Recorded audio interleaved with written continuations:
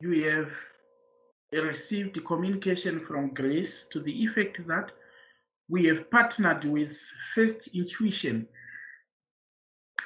First, perhaps I must just take 2 minutes to talk about First Intuition, because you may say we want to know what really is on offer. First Intuition is the number one. That's number one learning provider in the world. That's the ACCA learning provider with highest pass rates globally. First Intuition, and it is based in the UK, of course. So what they did is because our learning methodologies, even the information we have for our exam practice and quite a lot, is not robust. It's not like sufficient for us actually to adequately prepare for an exam. So it was actually discovered that in Africa we don't have like robust learning in management systems that can track your progression, so that come the exam time, you'll be super confident that you are ready for an exam.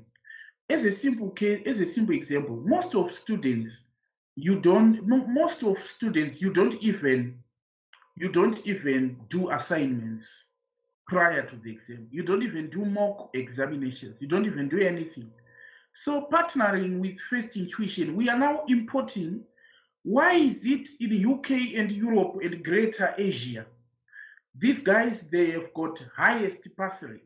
One of them is the learning management systems which they have, which adequately prepares the student for the exam, which we don't have in this part of the world. So for them to venture into Africa, it has been we as Atlantic were fortunate enough that they chose to partner with Atlantic Resources, which is a very good development. Quite a lot is now on offer in light of that. Quite a lot is now on offer. So without necessarily preempting everything, we are going to add you to the platform so that you prepare for the exam till you write. The platform has got 4 mock exams, practice questions, and a question bank, which as you shall notice, this time I always say it in passing that some of your colleagues in Europe, they complete the entire revision kit, they complete the entire question bank. When I say that to you, at times it appears as if I'm lying to you. But the thing is, I also teach students from Europe. I understand the zeal they have when it comes to exam practice.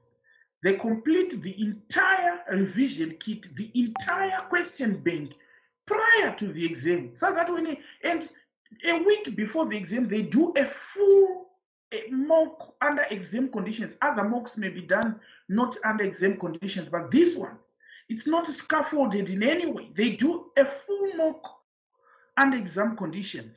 And there was no mechanism really in Africa, because we didn't have an exam software which mimics that which you come across in the exam.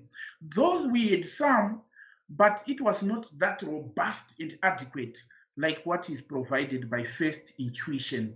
So we are now, as Atlantic Resources, we are now their face in Africa. And on that one, you have to congratulate yourselves, because it's such a recognition. It means that Atlantic Resources, we are equally producing results. You can't be recognized when you are not producing results. So if I say, please don't enter into an exam without completing a revision kit, but this time we are going to give you question banks, proper question banks. So from now on, the content we are going to give you is no longer a content from a gold approved learning partner. We were a gold approved learning partner, but once we register you on the platform, you are now receiving content from a platinum learning provider, number one, with number one pass rates for ACCA in the world, with number one learning management system in the world when it comes to ACCA and CIMA. So you need to relax, and you need to make sure you join us come this particular August. And you'd notice that because of that, there was also an increase, a marginal increase in fees. Actually, the fees, the reason why they had to partner with us is because the fees which you are able to pay from this part of the world might not be exactly like what they charge there. Otherwise, it's beyond, it's on the high end, which if we adopt that. So we had to accommodate the abilities of we knowing the economic conditions and everything. So we tried by all means to scale it down to manageable levels, though with a marginal increase. So I thought of just commenting on that so that you understand why we have partnered with First Intuition. So Atlan's Resources is now given an opportunity to be a platinum learning provider. That's an opportunity. So we have got to make you pass at all costs, such that we become platinum ourselves. You get that? So this is the mutual understanding of objectives. May we be all established in that, and seriously we'll see each other through. Okay, so what we want to discuss, so you would notice after Gracie have sent you login credentials, you've actually uploaded you on the platform. We'll then navigate the platform together, and you actually see that the real work for you to pass is actually started. Hopefully by end of today, by the first second of August. Okay. Today we want to discuss hedging, the use of derivatives to hedge exchange rate risk and also to hedge interest rate risk, etc. And you would notice what we are going to discuss is not substantially new, because you have come across that when you were doing what?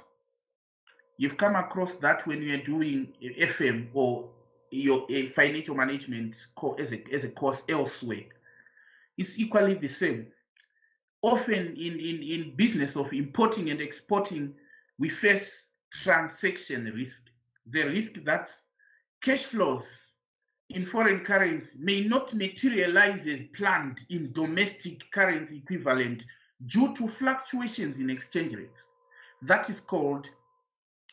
We call that transaction risk. In Zimbabwe, for instance, that one is not a new phenomenon, because especially from what you can relate, if you're expecting to pay ACCA and exchange rate is fluctuating, you'd notice that the domestic currency equivalent may not materialize as planned because the foreign currency, the exchange rate is fluctuating. So this is basically the long and short of what we are going to discuss today. So there are various ways you can hedge that particular transaction risk, and mechanisms to hedge that risk can be internal or external. So we want to focus our discussion on external methods, and on internal methods and external methods. So allow me to share my screen here, so that I'll be typing some few stuff. I'll be typing few stuff there, and see how it goes. whilst this is opening, I gave you 2 videos to play on mergers and acquisitions. The one was on theoretical content, so important, and the other one was on illustrations. Can you show me by raising your hand how many have managed to play that video? Can you show me, guys? Can you show me, guys, by raising your hand how many you've managed to play the video? Tapiwa, yes. How was the video, Tapiwa? If you can unmute and talk to yourself. Okay. Well, it's okay, Tapiwa. Never mind. Who else has managed to play that video on mergers and acquisitions? Rumbi, okay, perfect. You know what, Rumbi, because I get, when I taught you SBO last time. You appreciate that these simple instructions from your say is all that you need for you to pass this particular exam. You don't even need something that is significantly imposing on you. I understand. So because most of you are yet to play that video, I'm going to keep today's discussion short. I'm not going to overdo it. I'm going to keep it short so that I give you room to play that particular video on measures and actions. So I'll be mentioning the video in this video also, so that you give it the attention that it deserves. All right. So first things first, let us get our things started. Hedging, transaction risk. Now we may say hedging transaction risk. May you mute, guys? May you mute to minimize background noise? Chino, I am muting you. Okay, perfect. Right. Hedging transaction risk. You know, when you are hedging transaction risk, there are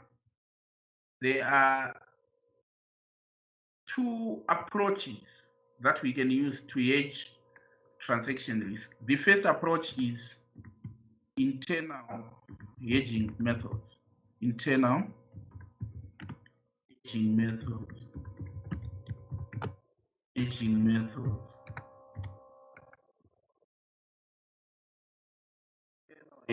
methods. So internal hedging methods, they don't involve the use of the other party. It's like you hedge using your internal mechanism.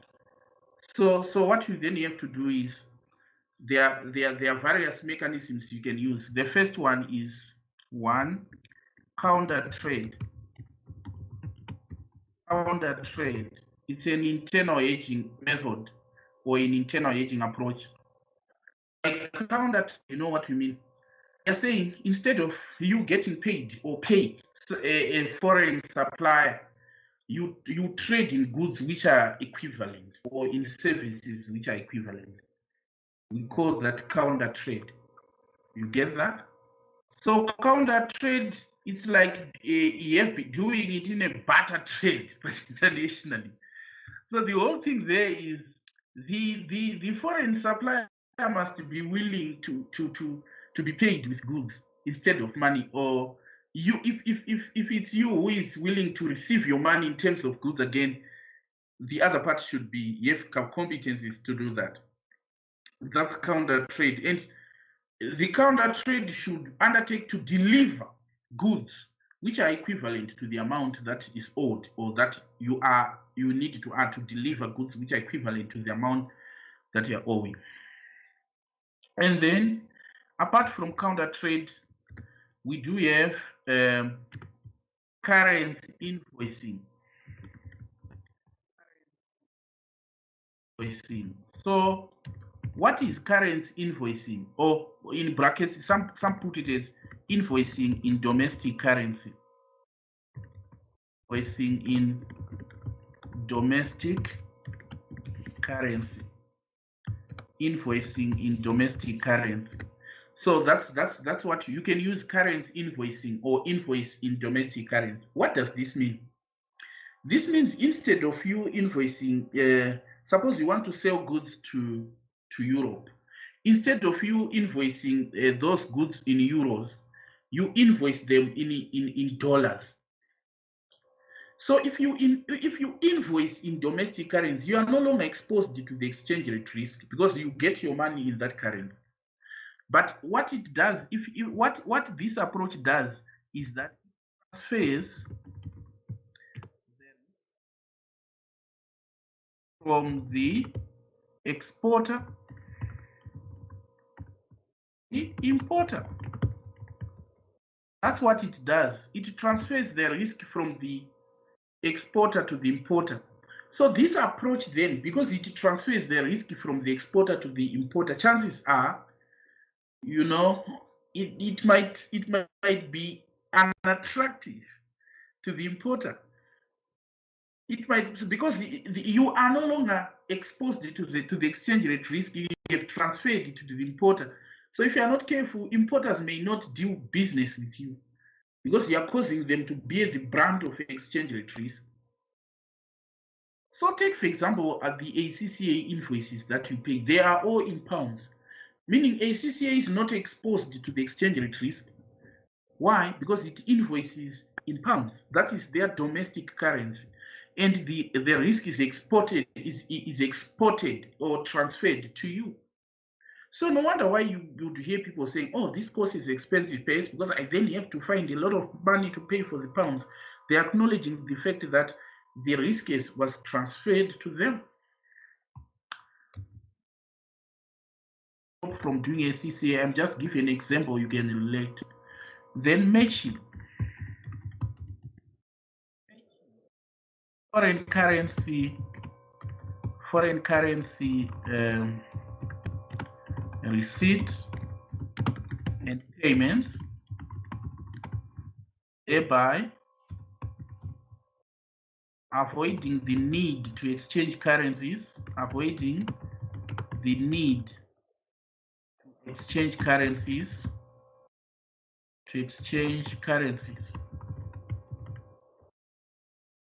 Netting, I mean matching. So if you may ask and say what is matching? Matching is like you are expecting to receive, let's say these are euros. You're expecting to receive euros worth 5 million, for example, 5 million. And they are also, this is a receipt.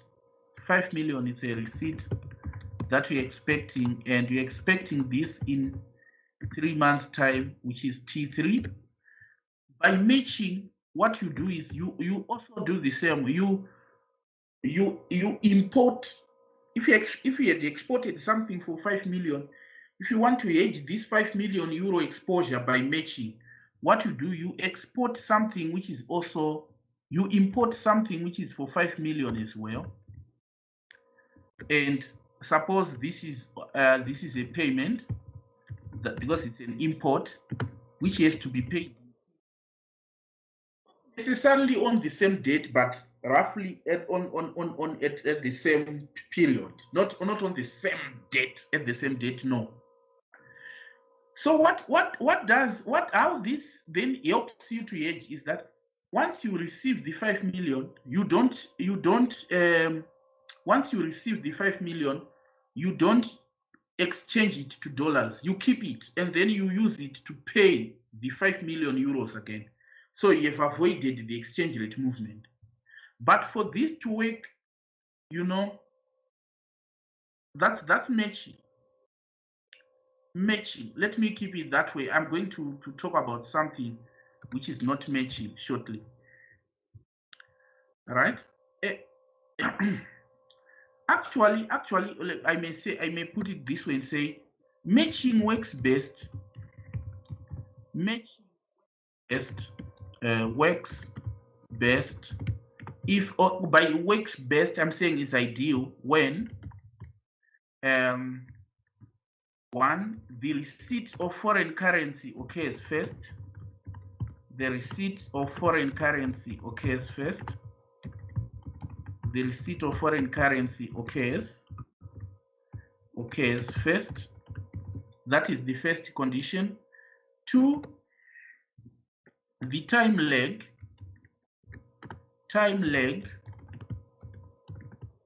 in receipting payment date is negligible or reasonable. Let's say reasonable. What do I mean by this? Remember, by matching, you need to first receive the money, and then you don't exchange it, and then you say, I'm keeping it because I have to pay the 5 million. So in so doing, I don't need to convert to dollars. I keep my euros and use my euros to pay. But for this to work, receipt must okay first. Otherwise, the supplier will say, I need my money, and you can't tell the supplier that I'm waiting for the receipt to match. No. So you have to receive first.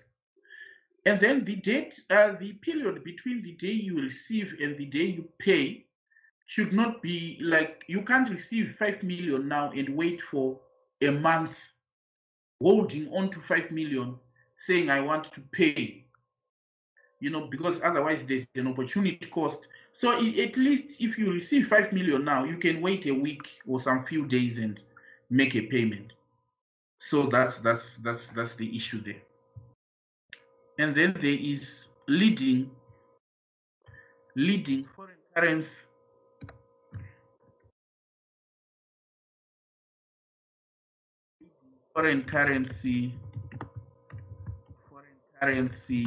Leading foreign currency, let's say payments. So if you are leading, what you are doing is you are paying in advance. That's what you are doing, paying in advance. If you ever heard people saying, I pay in advance, at least I'm no longer exposed to exchange rate movements because they have led the payments. But don't necessarily say if you lead payment, it's too fine. If the supplier had said you can pay me after 6 months and you decide to lead, for you to lead foreign currency payments, you must have funds available. You get that? Funds must be available immediately.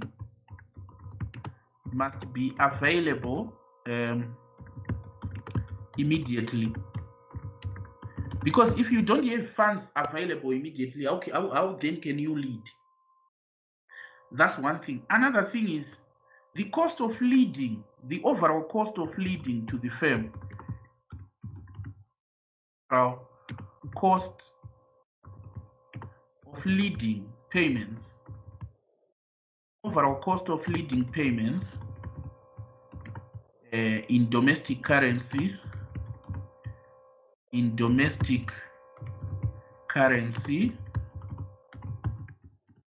Calculated as follows. So if you want to see how much leading costs you, you say cost of lead equals cost of leading payments, cost of leading equals amount paid in domestic currency,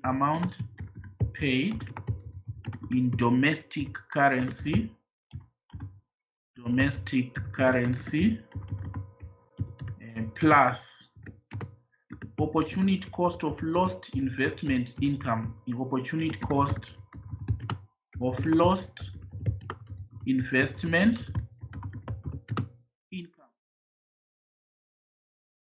cost of lost investment income during the credit period. What this statement means is, if you are leading payments, you are paying in advance. So the money you have paid in advance, you could have invested it over if it's for 6 months. If you were supposed to pay end of 6 months and you decide to pay in advance, the amount that you have paid in advance, you could have invested it. So the opportunity cost that is lost over the 6-month period should be added to amount you paid, so that you can tell how much did it indeed cost you to pay in advance. You get that? Then lagging. Leading doesn't normally apply to payments only. It equally applies to receipts. Leading can apply to receipts, to demand foreign customers to pay in advance. That one is equally important. Then there is lagging. Lagging means delaying foreign currency payments, delaying forex payments until the exchange rate is favorable.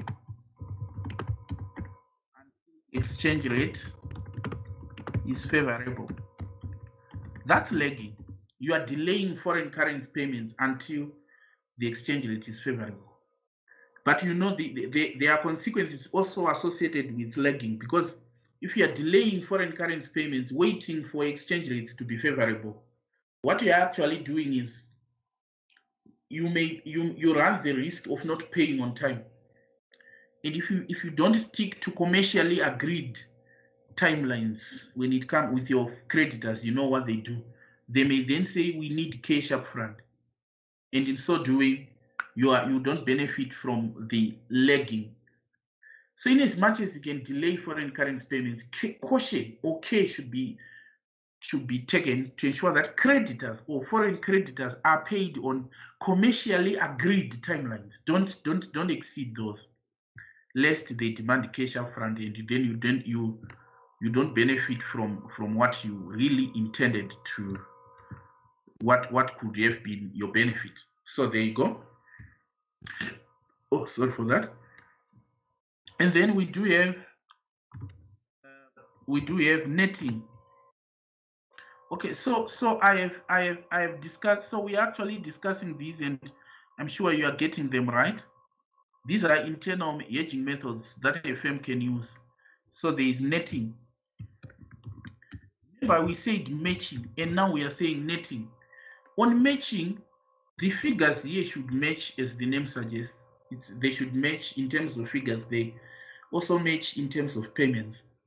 There are instances when the figures do not match. Like here, the receipt is 5 million and payment is 6 million.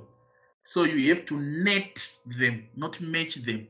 And then after netting them, you then hedge the net exposure. In this case, if receipt is 5 million and payment is 6 million, you then hedge the net payment of 1 million. That's what you hedge. So what is netting? Netting is an aspect of setting off, or set off, so to speak, equals setting off forex receipts and payments. Forex receipts and payments, same exposure period,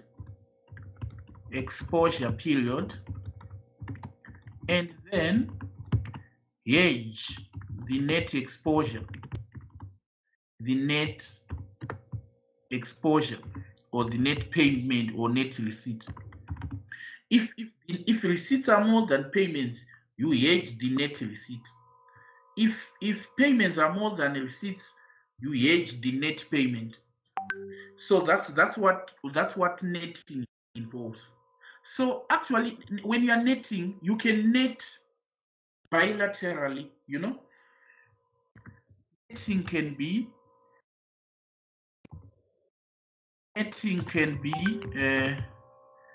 bilateral. So when you are saying bilateral netting, it might be between firms, two divisions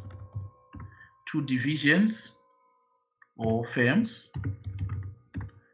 let's say, or multilateral. So you can net bilaterally or multilateral. That's multilateral, meaning there are now plenty of companies which are actually undertaking the netting as a hedging arrangement there. So multilateral netting, if you want to have multilateral netting, it's ideal if the treasury function is centralized. You know, multilateral netting works best. Multilateral netting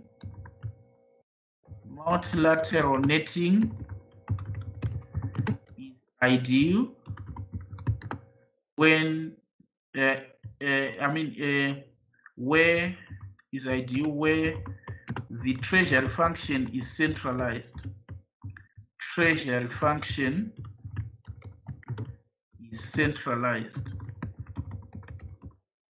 You know, what do we mean? The treasury function is centralized. So let me take some few minutes to talk to you about the treasury function. You know, when you are hedging, this is primarily the responsibility of the treasury function within a company. And normally, if you're a treasury manager, you report to the finance director. It's under the portfolio of finance director, and within the scope of financial management, there's a risk management, which is a separate item which can assign a responsibility of the treasury manager. So in a bank, suppose you are asked which section do you want to work under treasury or under the retail banking division. Well, now that you're doing AFM, it would make sense to go to the treasury, because in the treasury there are guys there which we normally call dealers or treasury personnel. Some are called dealers, brokers, etc. But commonly they are called dealers. So you'd notice the position of a dealer might be equal to the position of the banking or manager. The front office manager, not those banking or managers. They may equally have the same position with the dealer, because those are the guys who make the bank's life tick. You know, they source funds, liquidity management, and loans money. They do quite a lot. Risk management, which we are actually talking about now, or even interest rate management. What is the interest rate to charge, the spreads that we can have, and even they participate equally in the determination of overnight lending rates. You know, the selected banks, normally they determine the overnight lending rates, or they can even determine overnight lending bilaterally, meaning with the bank they are lending or borrowing from. So that's how it works. But under normal circumstances, each and every, take for example a bank like, let's take for example Barclays. Now we call it First Capital Bank, but let us call it Barclays, which is the bank, which is the name which is commonly used. You know, there's Barclays Zimbabwe, Barclays South Africa, Barclays UK, Barclays Australia. There are quite a lot of Barclays banks, and they have all their currencies. You know, they borrow from each other, these branches or divisions of the same bank. Now, can you, if you are to close your eyes for a moment and to figure out the intercompany indebtedness and the myriad of currencies involved under such an arrangement, and you want to manage the risk, you may actually realize that, there's need for centralized treasury to have uniform hedging policies, standardize the risk identification and management concerning the currencies involved, etc. Even because they lend money, they borrow from each other, so some will be owing, others will be owed. So we can't have a situation where each and every bank under the circumstances has its own treasury personnel, though it's possible. And when each and every bank has its treasury personnel, we say the treasury function is decentralized. Now, the issue with the treasury personnel is that they are very expensive. To get a bank like CBZ might actually have just about 3 dealers or 4 dealers. For a bank with such branch network, that's how expensive it is to get treasury personnel. They are not that cheap. So for you then to benefit from these, to make the best maximum use of the scarce and expensive resource, is to centralize the treasury function. Otherwise, the head office, the overhead cost will be increased substantially if you then have decentralized treasury. But depending on the scope, you see banks decentralizing treasury function. Now, you understand. And also because of the monies, each and every bank has got monies in its own currency. So if each and every bank is to arrange its own hedging a product to hedge on its own, the cost of hedging may actually increase. So the bank may lose due to expensive hedging costs, because each and every division is arranging its own hedging products. So you don't benefit from what you can call economies of scale. Economies of scale where you aggregate assets, liabilities for the entire group and you net them off and then hedge the net exposure. In so doing, you have benefited from economies of scale.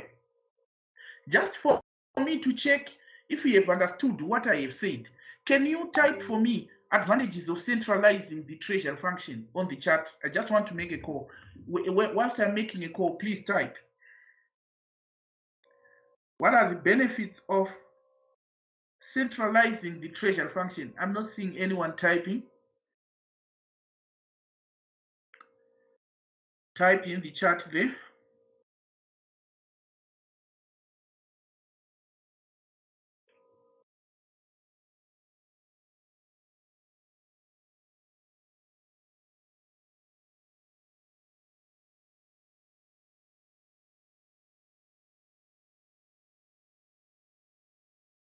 Okay, so you guys are stars. I'm seeing 2 people typing. Benefits of centralizing treasury function.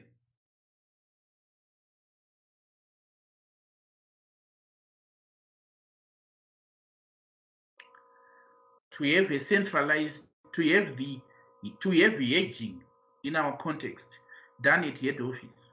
In what way then do we benefit as a group? Right.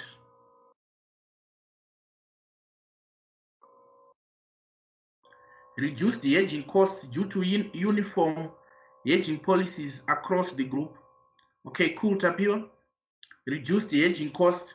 So actually, Tapio, your answer is there are actually 2 points there. The fact that there are standardized or uniform hedging policies across the group, it's an answer on its own. It's a benefit on its own. The fact that there is reduced costs, it's a benefit on its own because there is economies of scale, meaning there is aggregation. Instead of each division arranging for its own hedging products at a cost, if we have it at head office, there's aggregation, and then we hedge the net exposure. So in so doing, we benefit from economies of scale, right? And then there's also reduced the staff costs. Okay, sorry guys, allow me just to answer.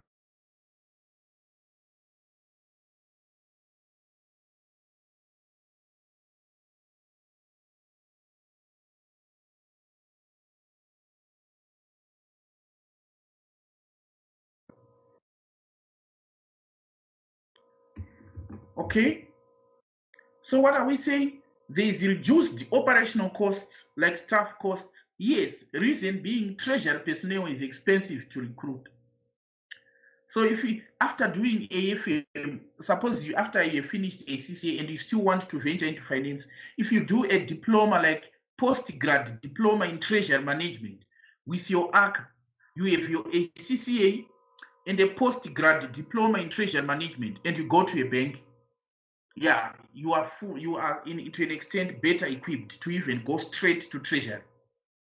You get that? And the postgrad diploma, you can do it online. Use it, NAST, they offer it. Even South African universities, they offer it. And it's you can complete that in a year. So that would be great. When I'm saying this is because some of the courses I teach them. Okay. So it enhances cash flow management and risk more effectively. Correct. Even now, the flip side of it is disadvantages of hedging, of centralized treasury. The disadvantages, the head office will then employ one size fits all approach. Like the bank is headquartered in UK, and the exposures we are facing here in Zimbabwe, like you may not even appreciate that the exchange rate is determined using auction, etc. It might, the head office may not come up with risk hedging strategies which is suitable for Barclays Zimbabwe. So it may, if not properly managed, it may end up demotivating the local managers here.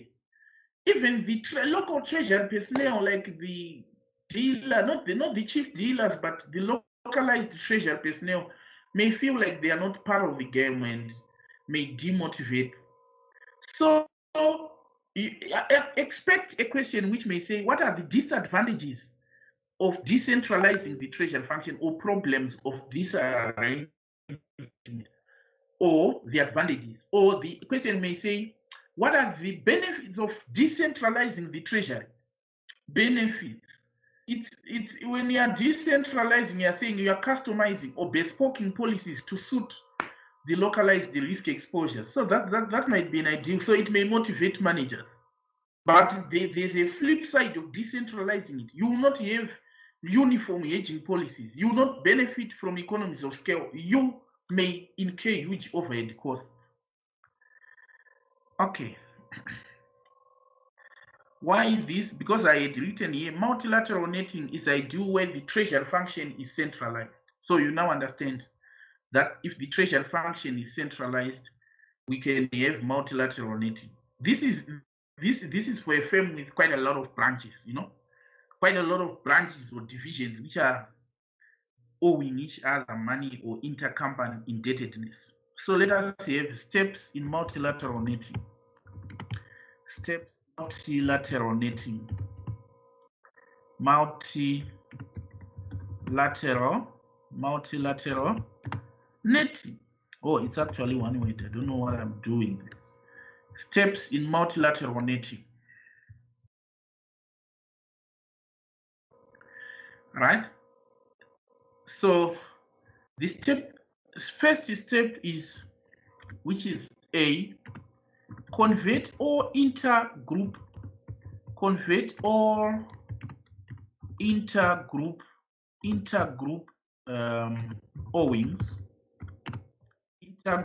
owings to a common settlement currency.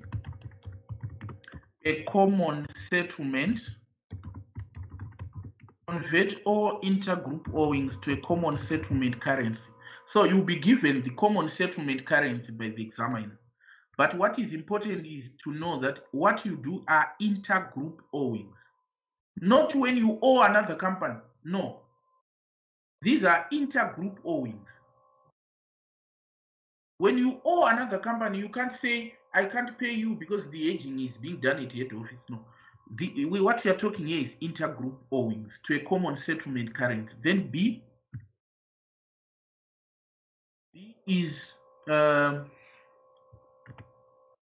common settlement currency will be provided by the examiner.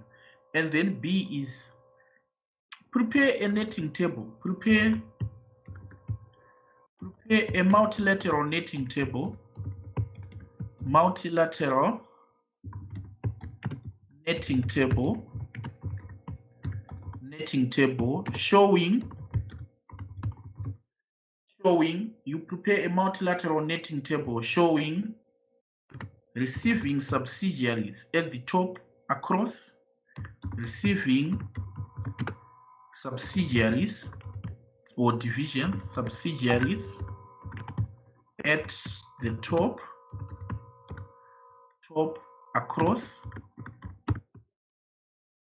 that's what it means. You list them across and paying subsidiaries and paying subsidiaries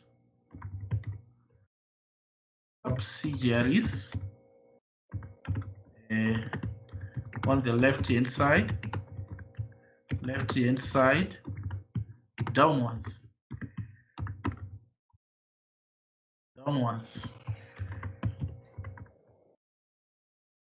So that's how you prepare the multilateral netting table.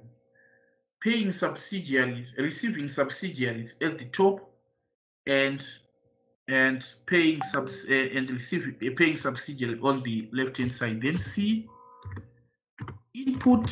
Then you input or capture intercompany owings, intercompany debts in the table. Capture intercompany debts in the table and net them off. By net them off, we are saying find total receipts by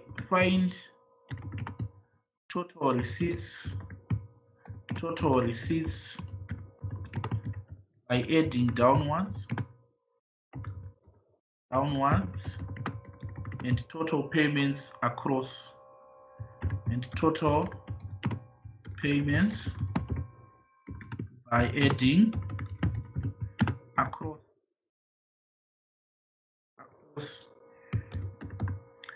So that's what you simply do. So what you then have to do is, let me show you how the table looks like, and then we may find one from a question paper. So the table may look like this. Let's say we do have subsidiaries which are paying, receiving subsidiaries, which you can say owed to. Owed to means receiving subsidiaries. And here we have got, let's say, owed by. This is paying subsidiaries. Owed by, that's paying. Right? So you can have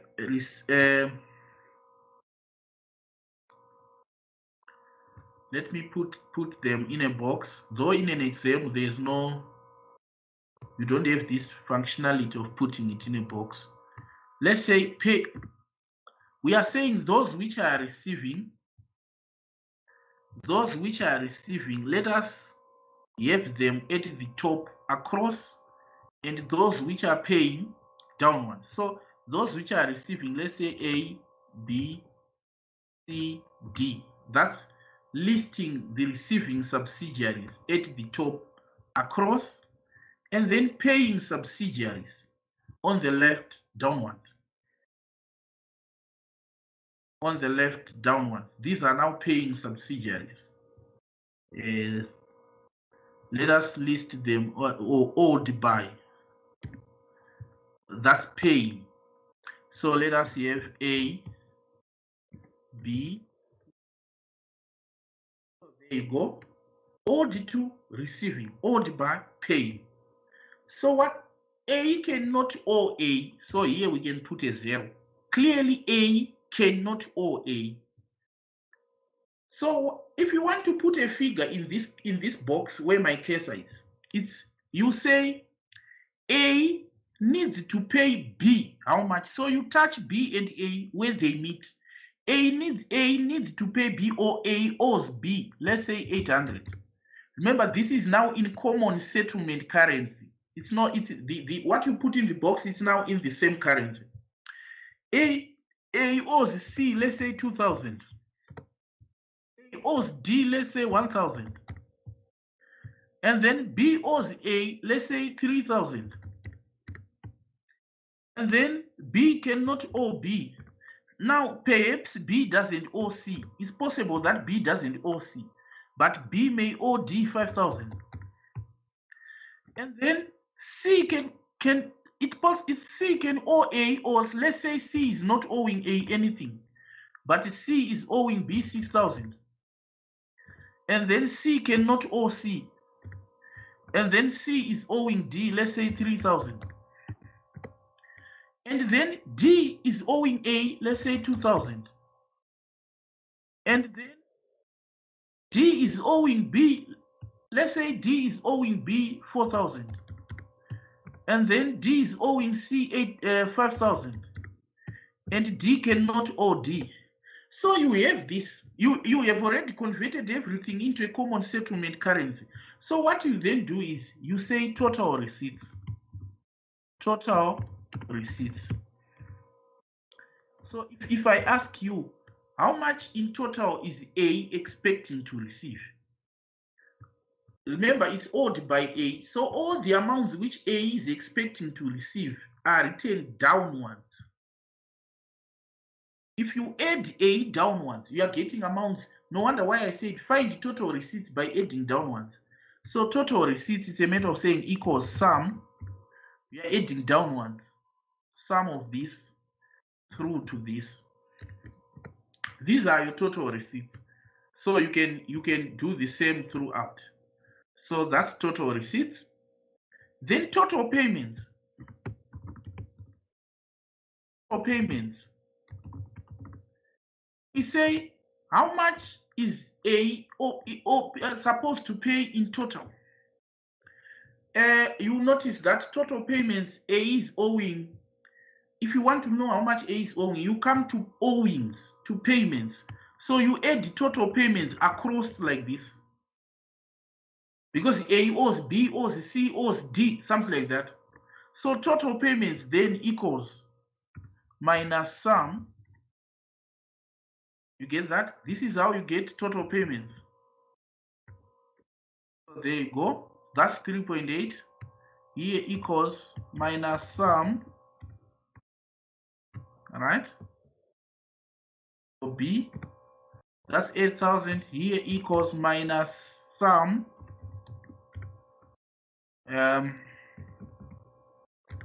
That's for C, and for D equals minus sum. That's netting. So what you then do is, after doing this, you get the net. What you do is, after doing this, you get the net. The net is now, we are saying receipts less payments. You know, this is done at head office. Can you imagine how it's simplified? Imagine a situation where every company was to hedge. So it would mean, let's say you are looking at this 6,000. If every division was to hedge, it means B would hedge it as a receipt and C would hedge it as a payment. Can you imagine the cost that we incur for the same figure? B is hedging 6,000 as a receipt, C is hedging 6,000 as a payment. So the cost to the group, if we have got 12, each figure will be hedged twice. Another company will hedge it as a payment, another company will hedge it as a receipt. So if we have that, it becomes costly for the group. In mitigation, we net. So when we net, we are now looking at the figure here, which we have at the bottom here. These are now the figures of interest. For you to know you have netted them right, you just add them. They should give you a 0. You can see here this 4,000 here giving you 0 here. So what the interpretation here is that C and D, they should pay A and B in a sum of say 4,000. So you can say you will be given how this is to be distributed. But let's say here C pays, let's say C pays A, C pays A 1,200. So we are now saying A gets paid, and this 1,200 is taken from C. 1,200 is taken from C. So are you not seeing now that A is now paid from C? So C again, C pays B. Notice on C we are still left with 800. So C pays B 800. So B gets paid 800. So what it means is we are taking 800 from C, and then D pays E 2,000. So we are taking 2,000 from B here, and then this is coming from D. So you are done with your multilateral netting. These last rules will be given by the examiner, how the net amounts are to be distributed, such that if you add this after the distribution, you get 0 throughout. You get the zeros throughout like this. Done. So this is what we are referring to as netting, this part here. So these are the only amounts to be hedged. Not necessarily all those huge amounts, the net exposures in a multilateral setup. So here are the points to note in this particular table. What gets put in the table are intercompany owings. If suppose B owes a foreign company which is not within the group, that one cannot be this is a table for intercompany indebtedness. Clearly, if a foreign company is owned, it's a separate hedging arrangement for that. If suppose the foreign company is to be paid on the same date as D is to pay 2,000, then by that we add that for the foreign company because they are to be paid on the same date. But always know that it's for intercompany borrowings. Then another thing is, notice the manner in which I have arranged the companies on the left-hand side is the same manner I arranged the companies at the top. How you arrange them at the top, if you start with A, B, C, D, is the same way you have to arrange them there to avoid confusion. So that's multilateral netting. But you may say, does it really work? Multilateral netting suffers from the disadvantages of centralizing the treasury function. I told you, if the treasury function is centralized, we might actually encounter problems. Now, let me perhaps share a question. Let us have a question on this. You know, it makes a great deal of sense if we don't rush things and we practice on the go. If we don't rush things and we practice on the go. Okay, so I'm opening my WhatsApp here.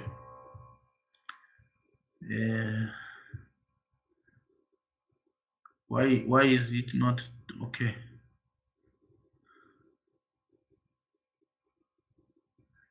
All right, it's AFM.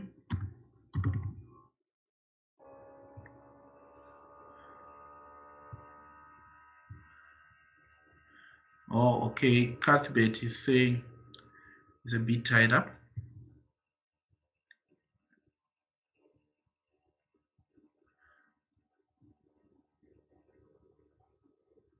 All right. Let me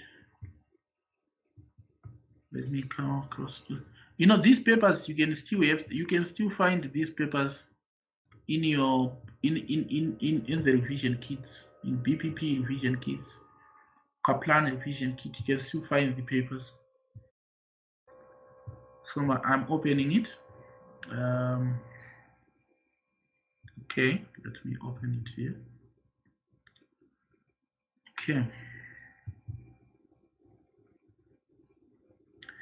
I have sent the paper into our WhatsApp class group. You can still access it from here. If not, you can equally access it from your SACE laptop. Still fine.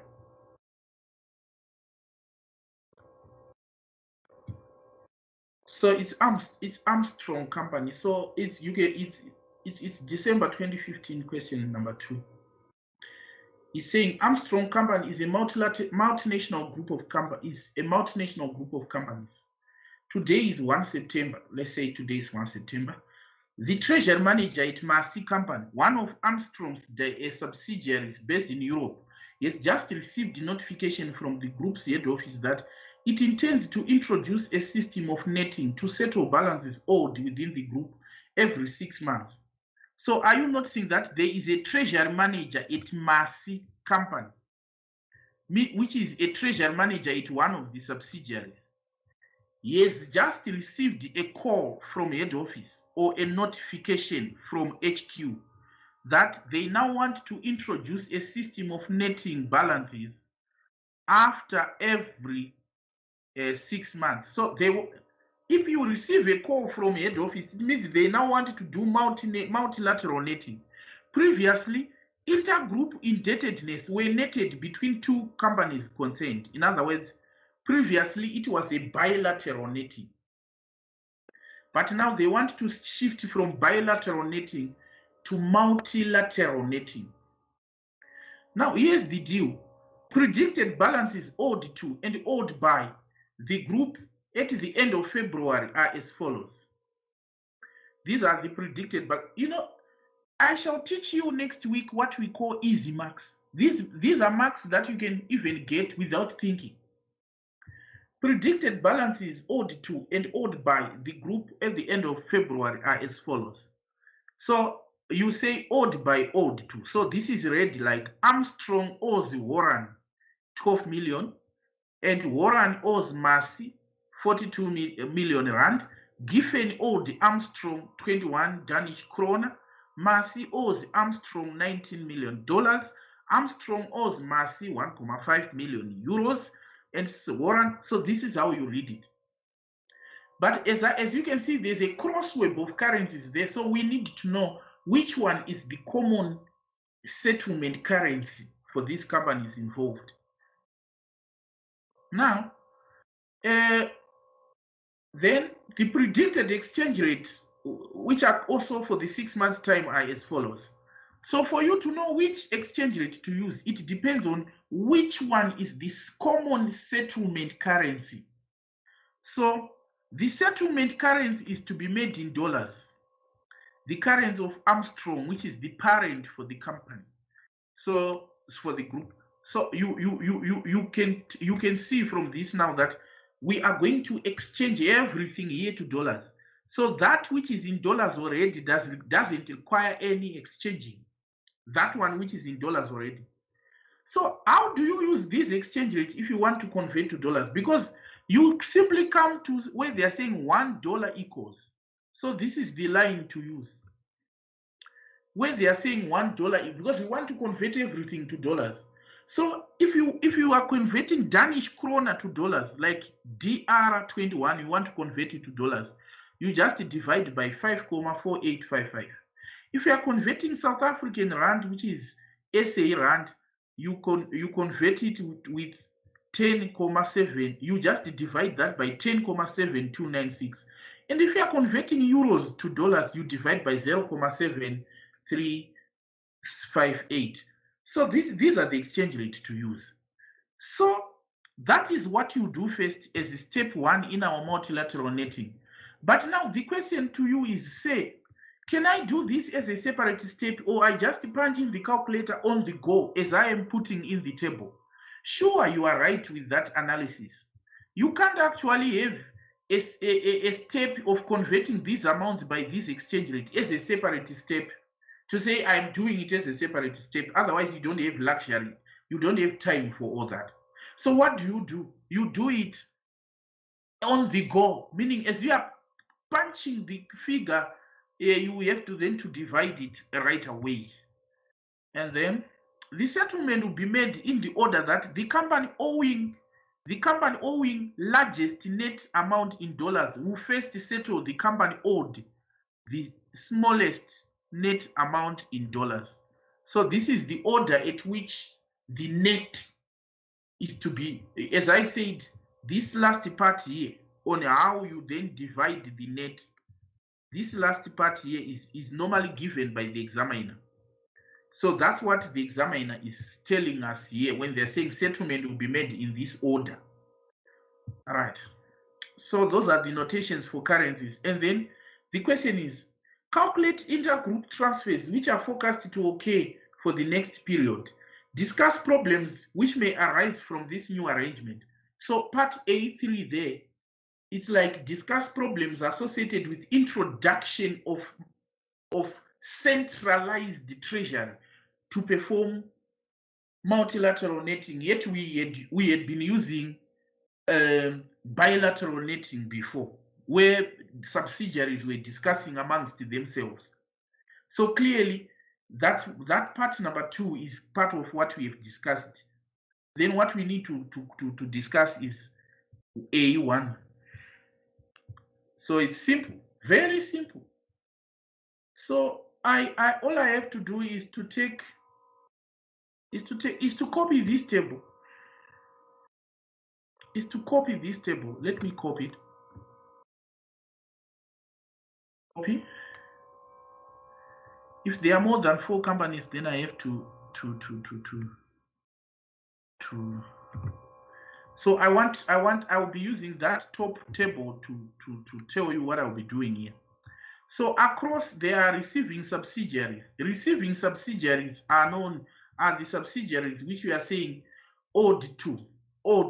These are receiving subsidiaries. So I can list them as Warren, Massey, Armstrong, Giffen. Warren, Massey, Armstrong. Notice, even if Armstrong is repeated twice here, it doesn't mean I list it twice. You only list it once. So it's Warren, Massey, Armstrong, Giffen. So they are just 4. So there is Warren here, Warren, Massey, Armstrong, Giffen. And I said the way I have listed them across to minimize confusion is the way I should list them down again. Though you can do it differently, still fine. Warren, Massey, Armstrong, Giffen. So you have the companies here. So what I'm just going to do is to delete this. I put my figures up afresh. You can see here, after deleting it, the net aspect is still there because that one comes from the net. So what if I want to put a figure, I come to the question. It is saying Armstrong owes Warren 12,17. Armstrong owes Warren. So I can owed by it's Armstrong, receiving it's Warren 12,17. Because it's already in US, I just put 12,17. There's no need to exchange it. Then another is saying Warren owes Massey 42 rands. So what I then have to do is it's 42,56. I divide by 1072.96 to convert it to dollars. It's Warren owes Massey. So on my left it's Warren. The receiving is Massey. So I am in this box. Warren owes Massey. I say 42,56. This is my millions in rands. Divide by 10,7296 because I want to put them to dollars. 10,7296. Enter. So there you go. I will sort out the decimals later.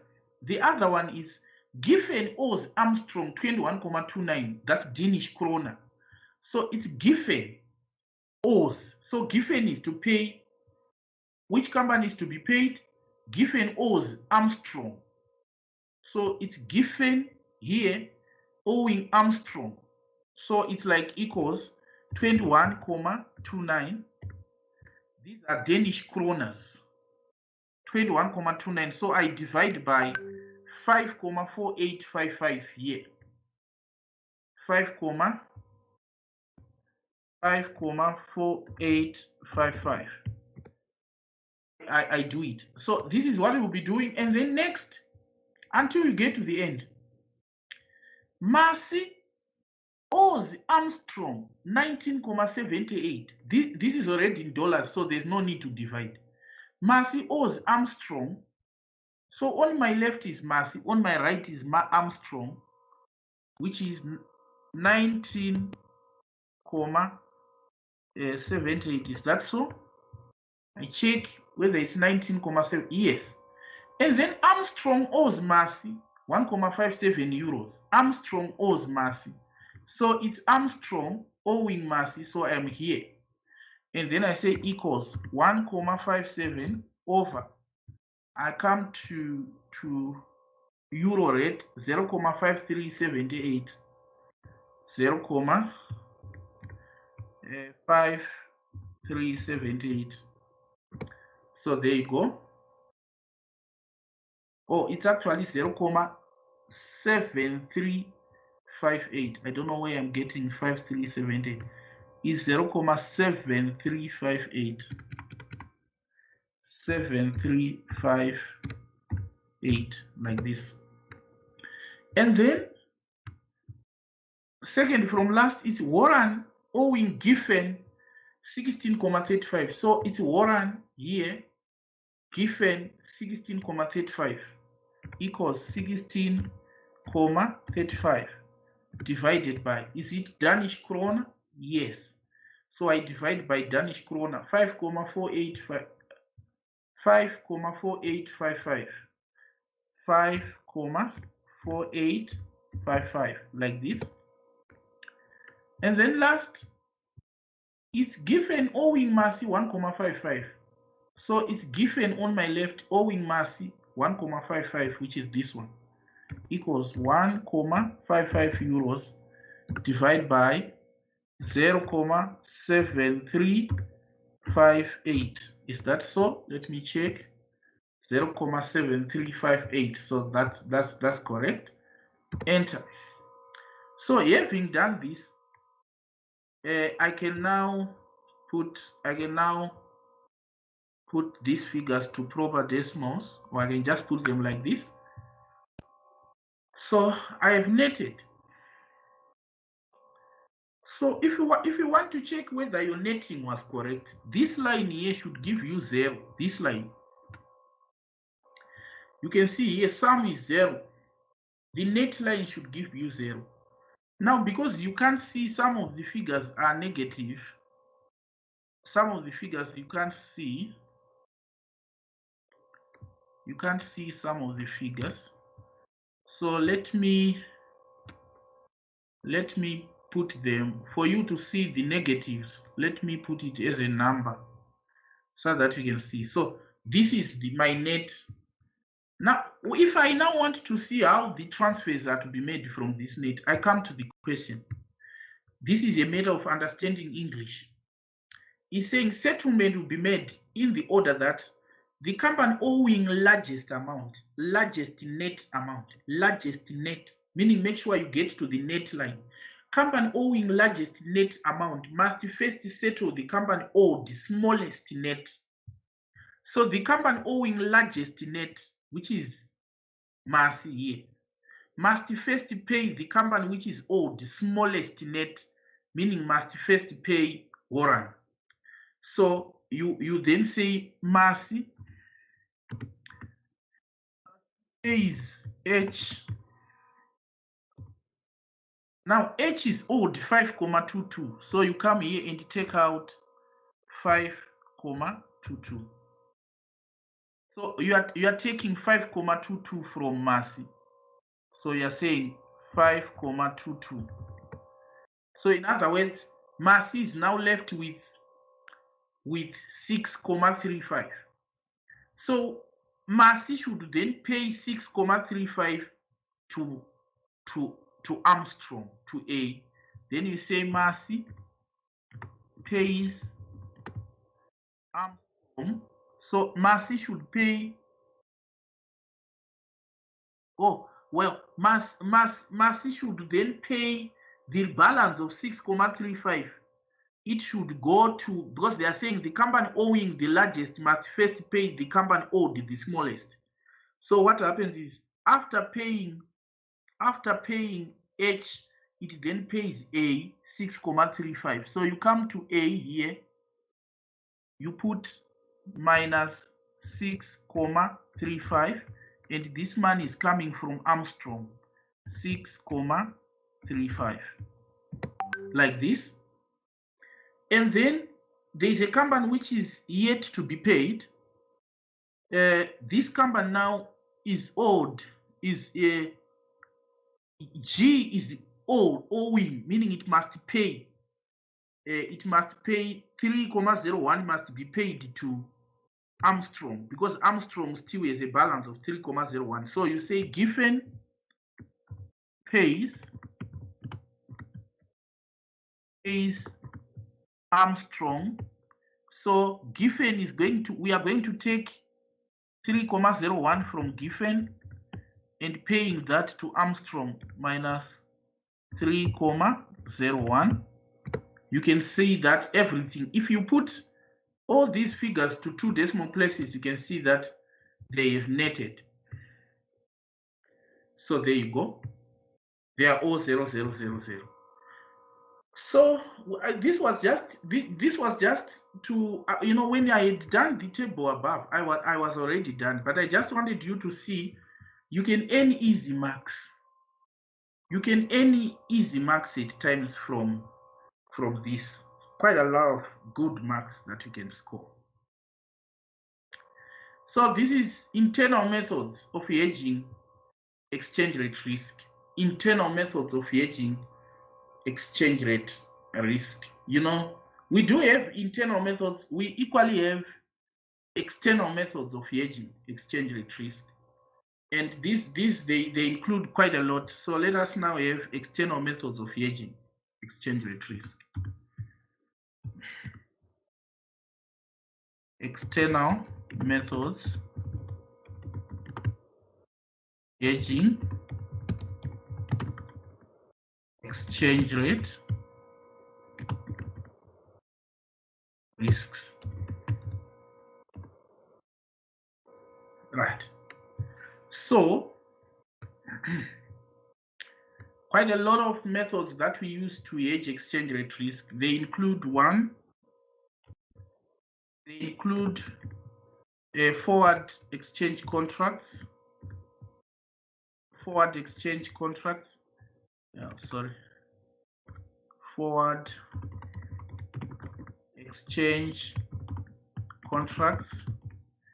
Actually, let me show you something. I'm sure I have a printout. I have something prepared for you on this one. Allow me to attach it. Allow me to attach it on the to send the document in our class, in our Skype class. WhatsApp class. Where do I get it? Let me see. Is it in this? Is it on the desktop? Yes, so here you are. Okay. This is the document I'm talking about. So you can access it there. Now everything is my handwriting. I'm the one who typed everything on that particular document. So let me open it. Instead of typing, it can save me a great deal of time.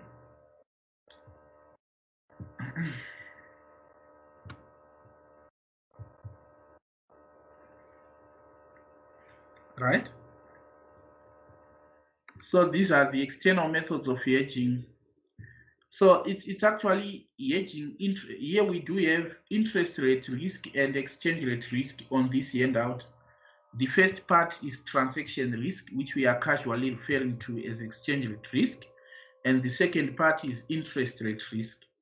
So everything you need to know about hedging approaches and stuff, it's well written in this particular handout. But I don't want to rush necessarily, because we want to, as you can see, the handout is 30 pages long. Why 30 pages? Because there are plenty of past exam questions here that I was putting in the handout just to, to make sure you understand quite a lot of past exam questions. Right. So how do you hedge transaction risk? You can enter into forward exchange contracts. You can use money market hedge. You can even use current futures. You can use current options. You can use current swaps. These are the various ways of hedging externally the transaction risk. By external, we are saying there is an involvement of a third party. You have yourself and your customer and a third party that you bring in to hedge. It might be your bank. It might be, if it's futures, it might be the futures market. If you options, etc. Now, today we want to discuss the use of forward exchange contracts and money market hedge. If we can cover that today, it will be fine. Now, what is a forward exchange contract, if you may ask? A forward exchange contract, it's like you are fixing the exchange rate for a future transaction. You are fixing the exchange rate now with a counterpart, be it a bank, for a future transaction. So it's like if you're expecting to receive foreign currency, you approach your bank and say, let us fix an exchange rate now for that particular future transaction, implying that you may gain or lose depending on how the market or the spot exchange rate then moves between now and the transaction date. You get that? It's not like when you fix the exchange rate, you are no longer going to gain or lose. No. Suppose you fix the exchange rate of 1:10 and the exchange rate moves, the spot exchange rate moves to 1:12. Provided you were receiving or you were making payment, you may gain or lose from that exchange rate you have fixed. So a forward exchange contract then locks you into a forward. it locks you into a forward. How does it locks you? Because it's a contract. It's a contract, so it locks you in a forward between two parties, usually a bank and a firm, to buy a fixed exchange rate, a fixed amount of foreign currency at a specified future date, and exchange rate which is fixed upon concluding the contract. I want you to understand that once we conclude the contract, that's when the forward exchange rate becomes fixed.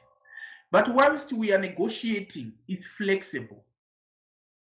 Whilst we are negotiating for the forward rate, it's flexible. But once we fix the contract, we sign the contract, then it becomes fixed. Because the terms and conditions of the forward are discussed upon by the parties. We call them over the counter. Over the counter means terms and conditions are dealer made. They are not fixed. Terms and conditions are not standardized, but they are dealer made. If you and I want to enter into a forward exchange contract, we agree and negotiate on the exchange rate. So, because there are no standard contracts for a forward, then we say they are over the counter derivatives. So they are flexible whilst you are negotiating them, but they become binding once agreed. So one may say, let us say you and I had signed a forward exchange contract with a bank, and then I realized that look, the exchange rate has moved in an adverse direction. And for me to get back to the bank, perhaps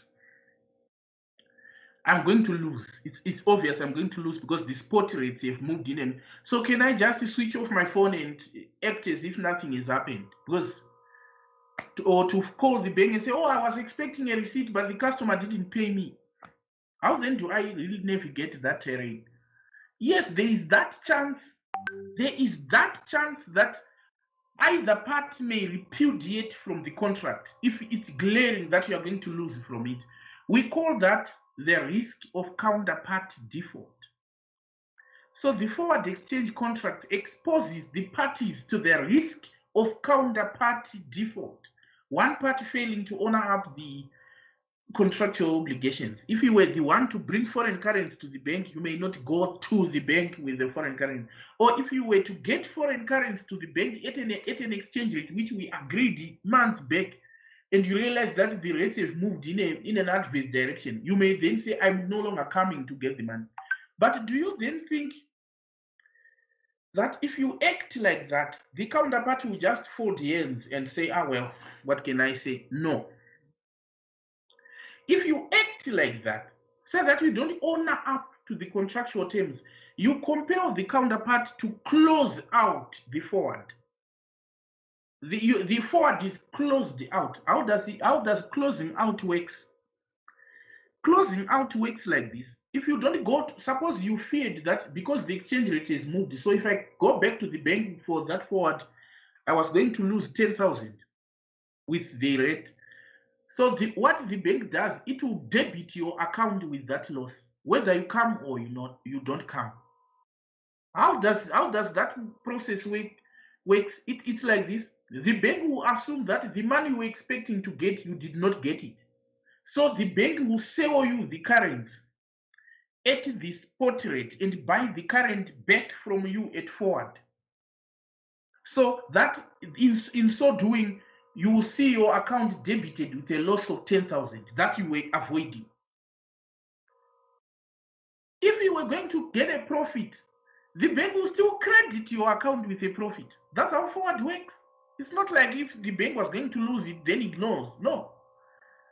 If you were going to get a profit, if your foreign customer had paid you and you go to the bank to exchange the money with the forward and get a profit if you compare to the spot rate, and you didn't bring the foreign currency, the bank will simply assume that you didn't get paid by your foreign customer. So what the bank does, it sells you the foreign currency at spot and buys it back at forward. If you are going to make a profit from that, then you see your profit credited to your account.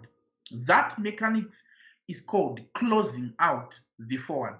Now you may say, I understand closing out the forward. So from what you are saying, there is no risk of counterparty default. No, the risk is still remains. I am saying the bank may debit you with 10,000. So someone having realized that my account is going to be debited with 10,000 tomorrow, when the forward is going to mature, someone may withdraw the entire amount today. So that come tomorrow when the bank now wants to close out the forward, there is nothing to debit that account with. So by that analysis or by that standard, the risk of counterparty default still remains. Okay. So we're explaining this to you. I told you that you need not to worry. You have your say. So so I'm saying it is important to note that, however, since forward exchange contracts are dealer-made, parties are exposed to the risk of counterparty default, which normally prompts the other party to close out the forward.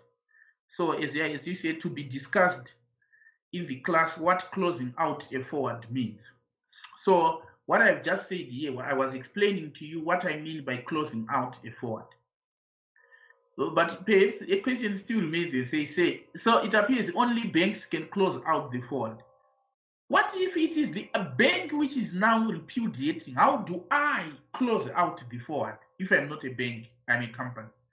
Remember, forward, there are still contracts, there are still legal recourse. You can actually sue the bank for delictual, under delict for your damages. You still sue that and order and compel the judge to order a specific performance, to issue an order of specific performance. In other words, the bank should do what we agreed.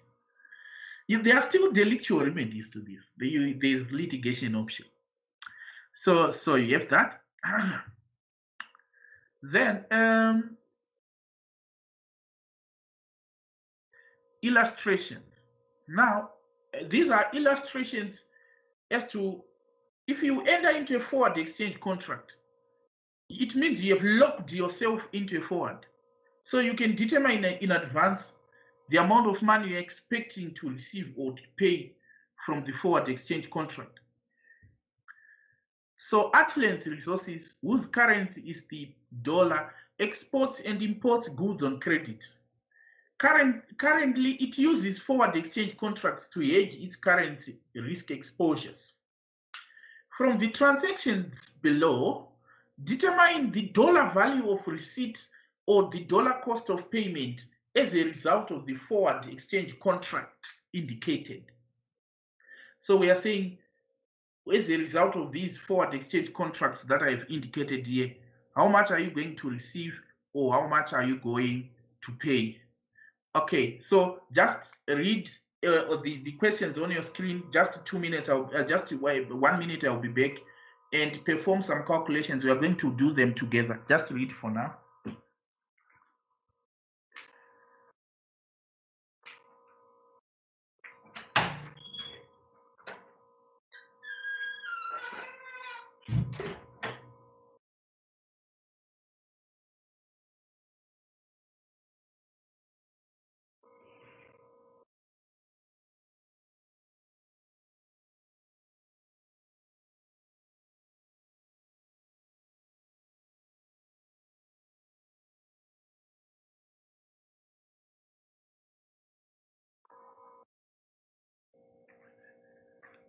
Forward exchange contract.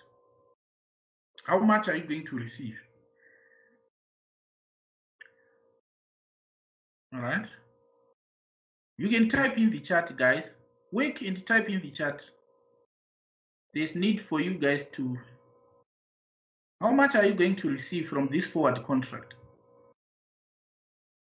Why I ask this, because I want to understand if you are good at exchange rate notations.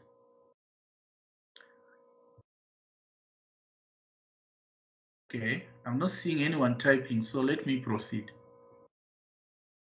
Let me proceed.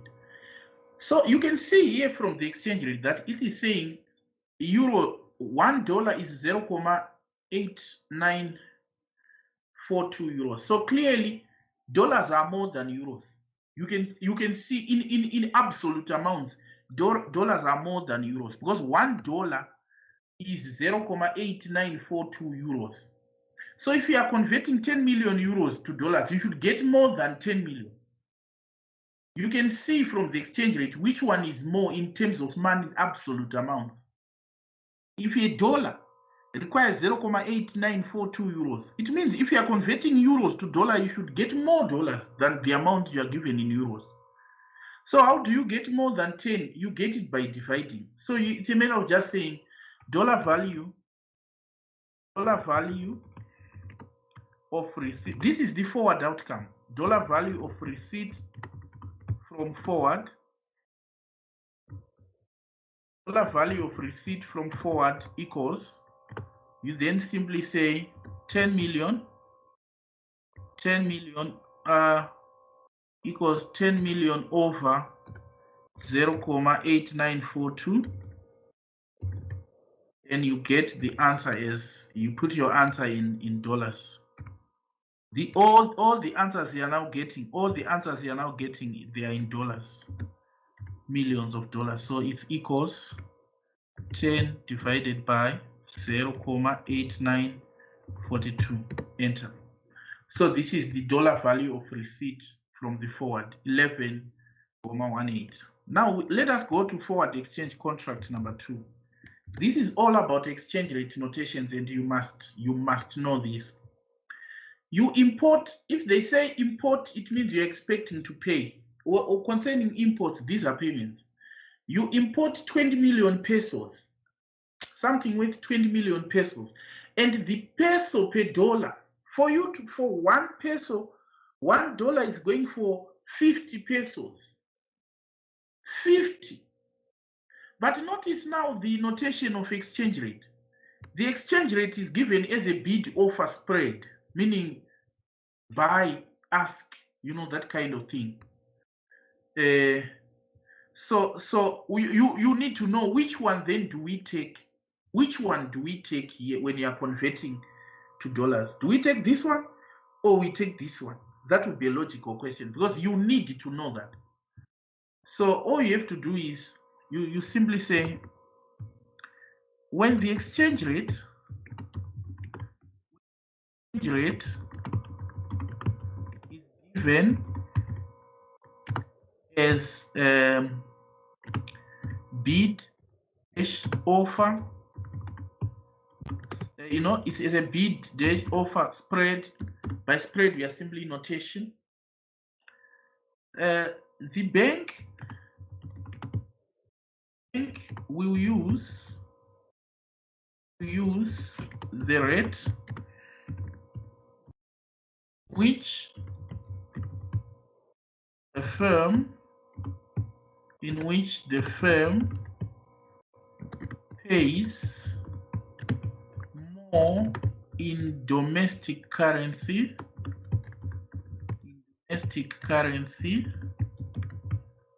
or receives less domestic currency.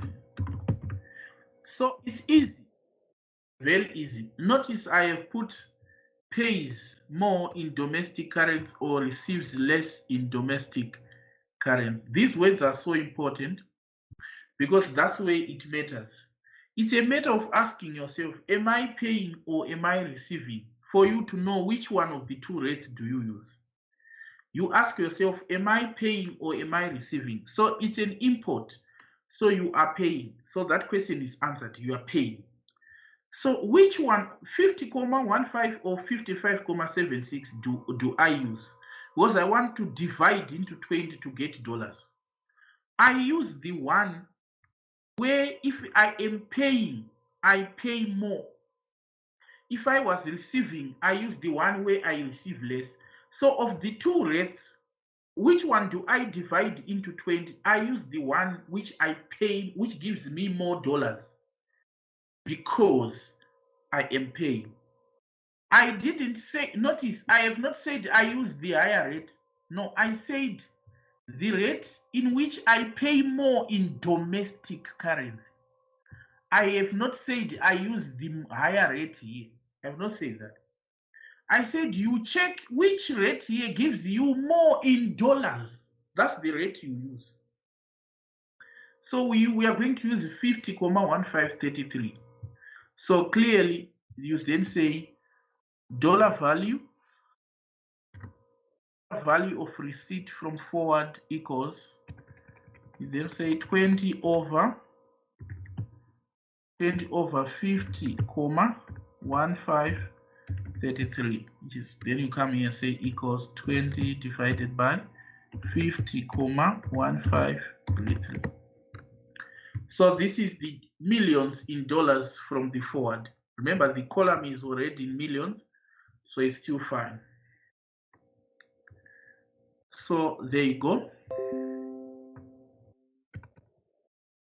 So you understand that. So in the same question, if it was a receipt, we're going to use the other one, because when receiving, you use the one which gives you less in domestic currency. Then question number 3 says, exports of euros 50 million. So this is 50 million euros. And then you are told that the spot exchange rate, like dollars per euro, equals 1,3146 to 1,800. And then the forward is quoted at 0.8 cents premium to spot. Let me give you what this quotation means. When you're saying the exchange rate is quoted at a premium, or the exchange rate is quoted at a discount, or what? So here's how it goes.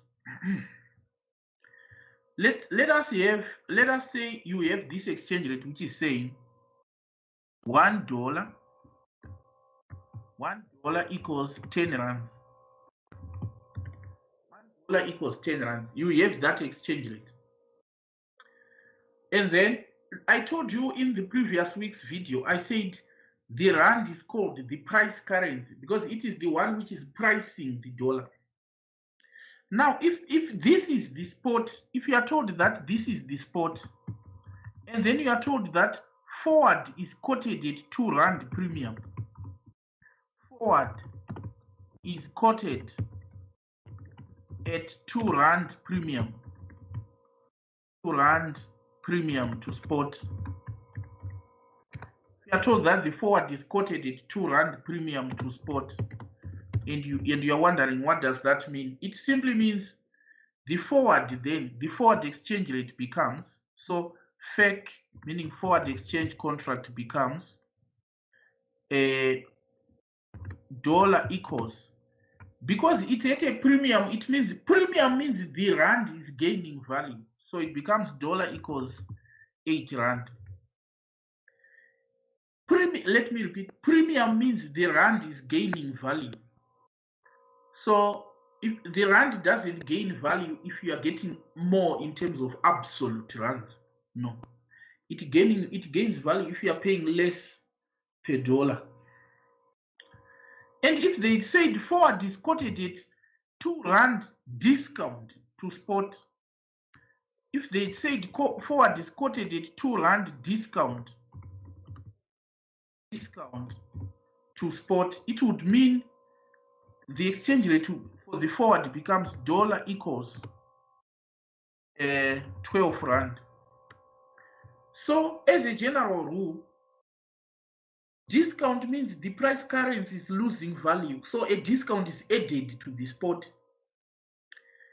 Premium means the price currency is gaining value, so the premium is deducted from the spot.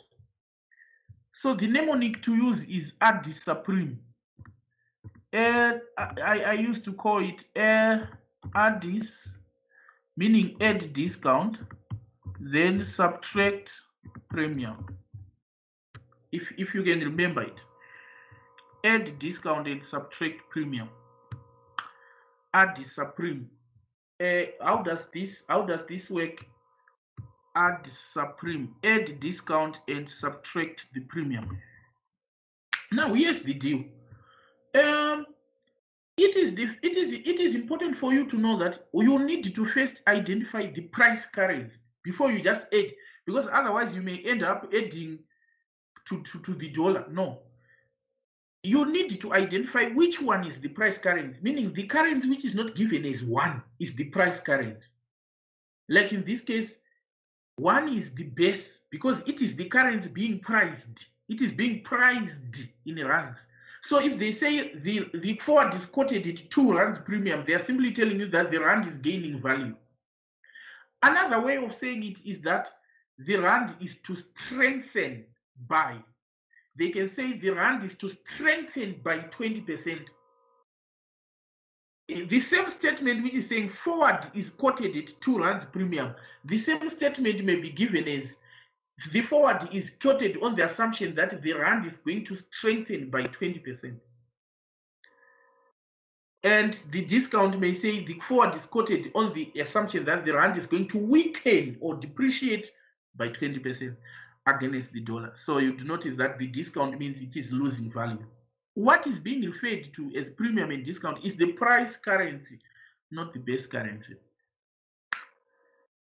Or in another way, they may equally say the dollar is going to strengthen by 20%. If they say the dollar is to strengthen by 20%, it means they are giving you a forward because a discount. So if they are saying the dollar is to strengthen by 20%, what they are simply telling you is that the rand is losing value by 20%. It's the same statement. The dollar is to strengthen by 20%. And someone who is saying the rand is to lose value by 20% against the dollar is the same statement. Or the one who is saying the forward is quoted at 2 rand discount to spot. You are all saying the same thing. So you now understand why is it I have to say this? Because I wanted there's a question which is now telling us that the forward is quoted at a premium to the spot. So another thing, before I come to that question, there's something that I want to tell you. When an exchange rate is quoted like pesos per dollar, let's say these are pesos per dollar, and then you are given the rate as 40 to 40 to 40 to 50 pesos per dollar is 40 to 50, meaning 40 pesos to 50 pesos is they are giving you a dollar. This same exchange rate can be written as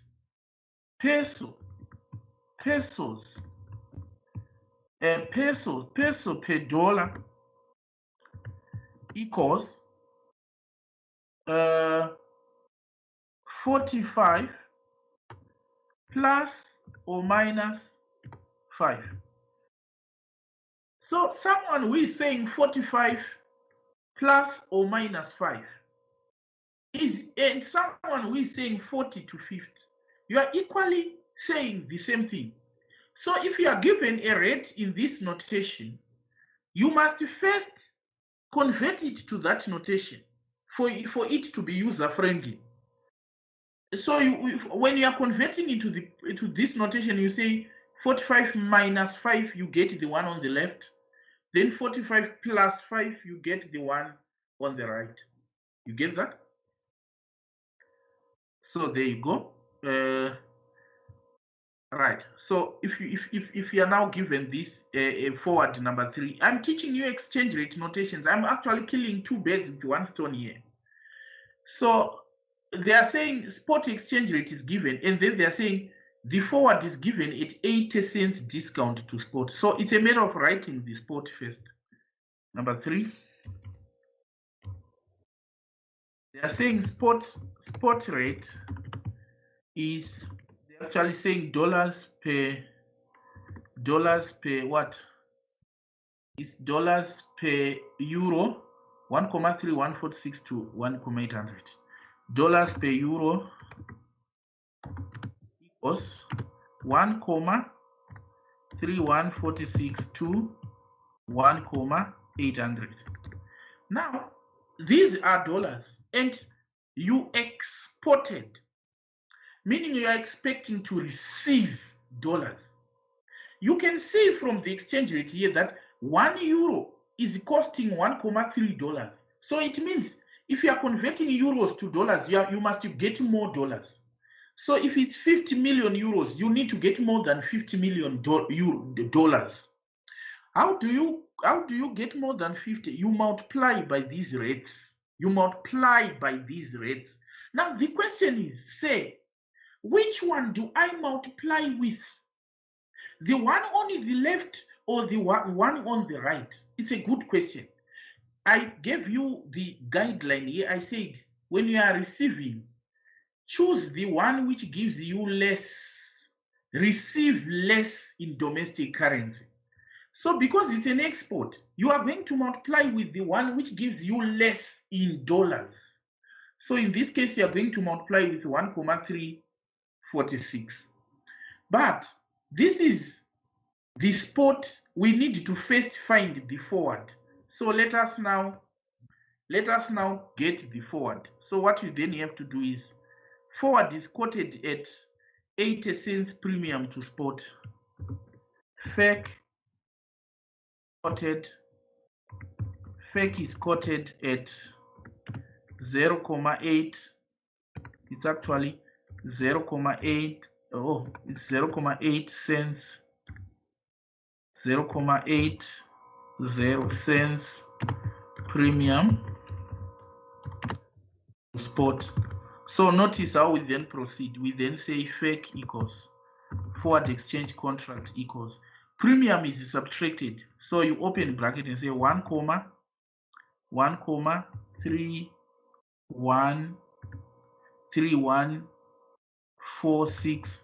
Remember, we multiply because we are receiving. I said we multiply with the less. So you are going to subtract the premium, and the premium is what?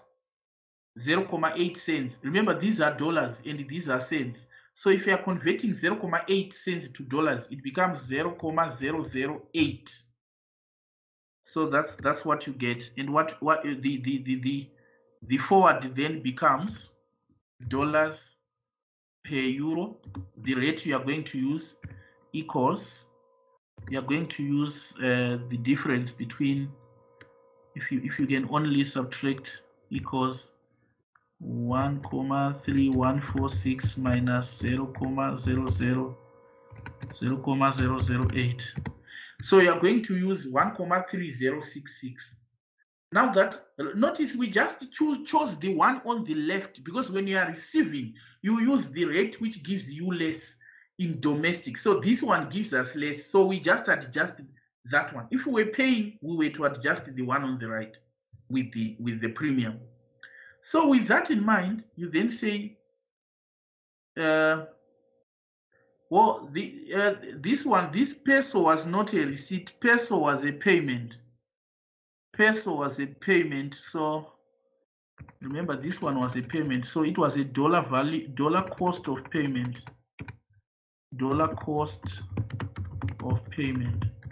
Because that one was an import. But in any case, we did it right, because we said, because we are paying, so we paid more. It was just a matter of typing here. So here, this one is a receipt. You then say dollar value of receipt from forward equals, now say 50 million,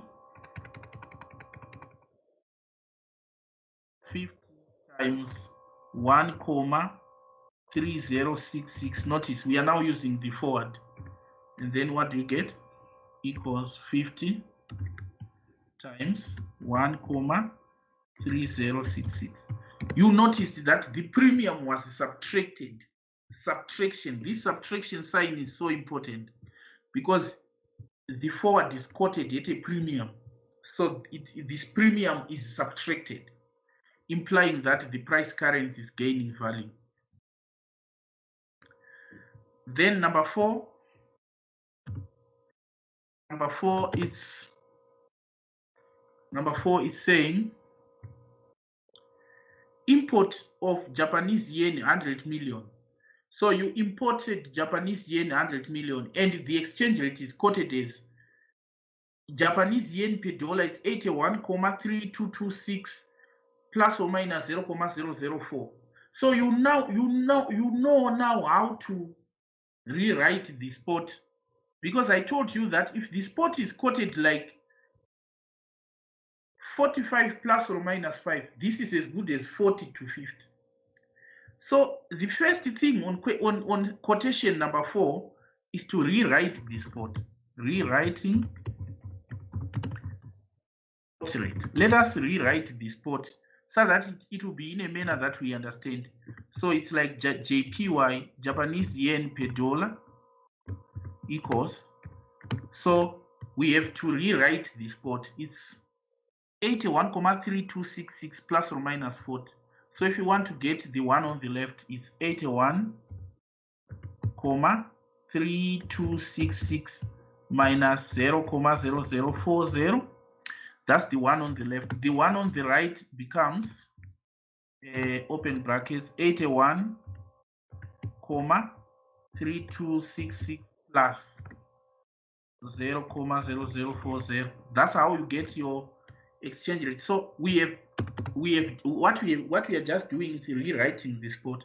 So if you take out 4 here, this becomes 81,3226 to 81, 3306. This is now the proper exchange rate. It's easy. If it's written 45 plus or minus 5, to bring it there, it's 45 minus 5. The other one is 45 plus 5. This is basically what I've said here. The one on the left you subtract, the one on the right you add. Now, this one is an import, meaning it's a payment. So if it's a payment, which one of the two rates do you use? You are converting from Japanese yen to dollars, meaning you have to find fewer dollars, because as you can see, $1 is 81 Japanese yen. So you have to get, so if you imported 100 million Japanese yen, you have to get less than $100 million. So which one then do you use? The one on the left or the one on the right? I told you the rule. The rule is you ask yourself, am I paying or am I receiving? In this case, you are paying. So when you are paying, you use the one in which you pay more in domestic currency. When you are paying, use the one in which you pay more in domestic currency. So, because we are paying, so let us use, we are going to use the one which is, if you divide into 100 million, which one gives you more? This one, 81,3226. But remember, the forward is quoted at 3 Japanese yen discount to spot. So you say fake quoted quoted at 3 at Japanese yen 3 to spot. So what we have then is, so you now have fake equals, you realize you are going to use the one on the left. So fake equals 81, 3226. It's a discount, so it's plus 3. Then this becomes 84, 3226.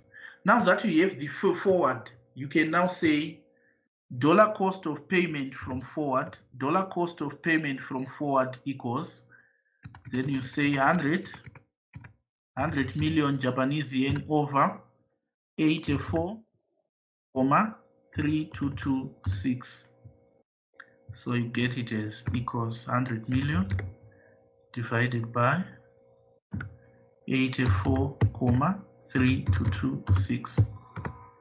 So there you go, which is 1,19 million. All right. So continuing, remember we are about to wrap it up, don't worry. 5 is saying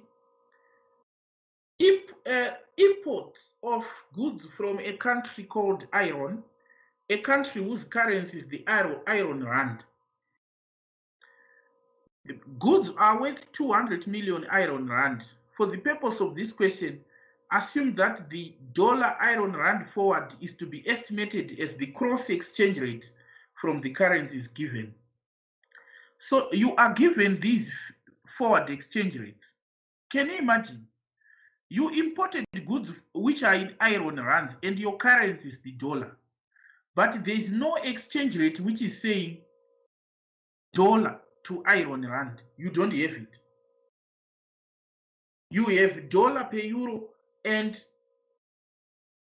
iron rand per euro. You don't have dollar per iron rand. So it's so important. Now, so when we say dollar pay, it means over. So we are given two exchange rates. This is now question number 5, which is talking about cross rates.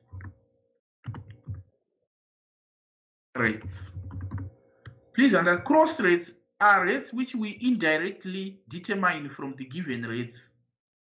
They are called the cross rates. So the cross rate you have is dollar. You have the rate dollar you have dollar over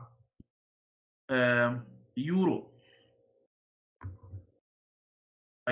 And you are also given the rate here, which is ARD over euro. ARD over euro. ARD over euro. These are the rates you are given. Dollar over euro, and you are also given ARD over euro. But your examiner is asking you to find what? Dollar over ARD. Here, you are being asked to find the implied forward here of dollar over ARD. So let us say equals dollar over ARD here, because this is the rate we are being asked to find. Now, in your opinion, if you go by this area which is shaded in yellow here, which sign do we have to put here so that our answer will come out like this? Do we have to put division sign or multiplication sign here for our answer to come out like what is on the right? Rumbi?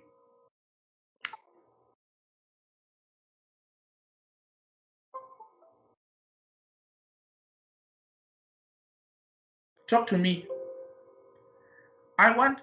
We want to get the answer on your right to look like dollar over ARD. My question is, which sign do we have to put here for these two so that after solving, the answer will be like what is on the right?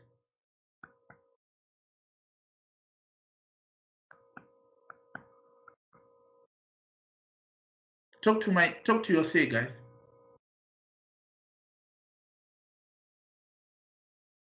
Division. Good. We put division sign. This is how you find the cross rates. Actually, this was September 2018 question number 1. This question is September 2018 question number 1. That's where I got these figures. So, because I don't want you to say, how do we find cross rates? You figure it out yourself like this from what you are given. So you are agreeing with me that what I must put here is should be divide. I should put division sign here. So if I put division sign, let me solve then. I am now saying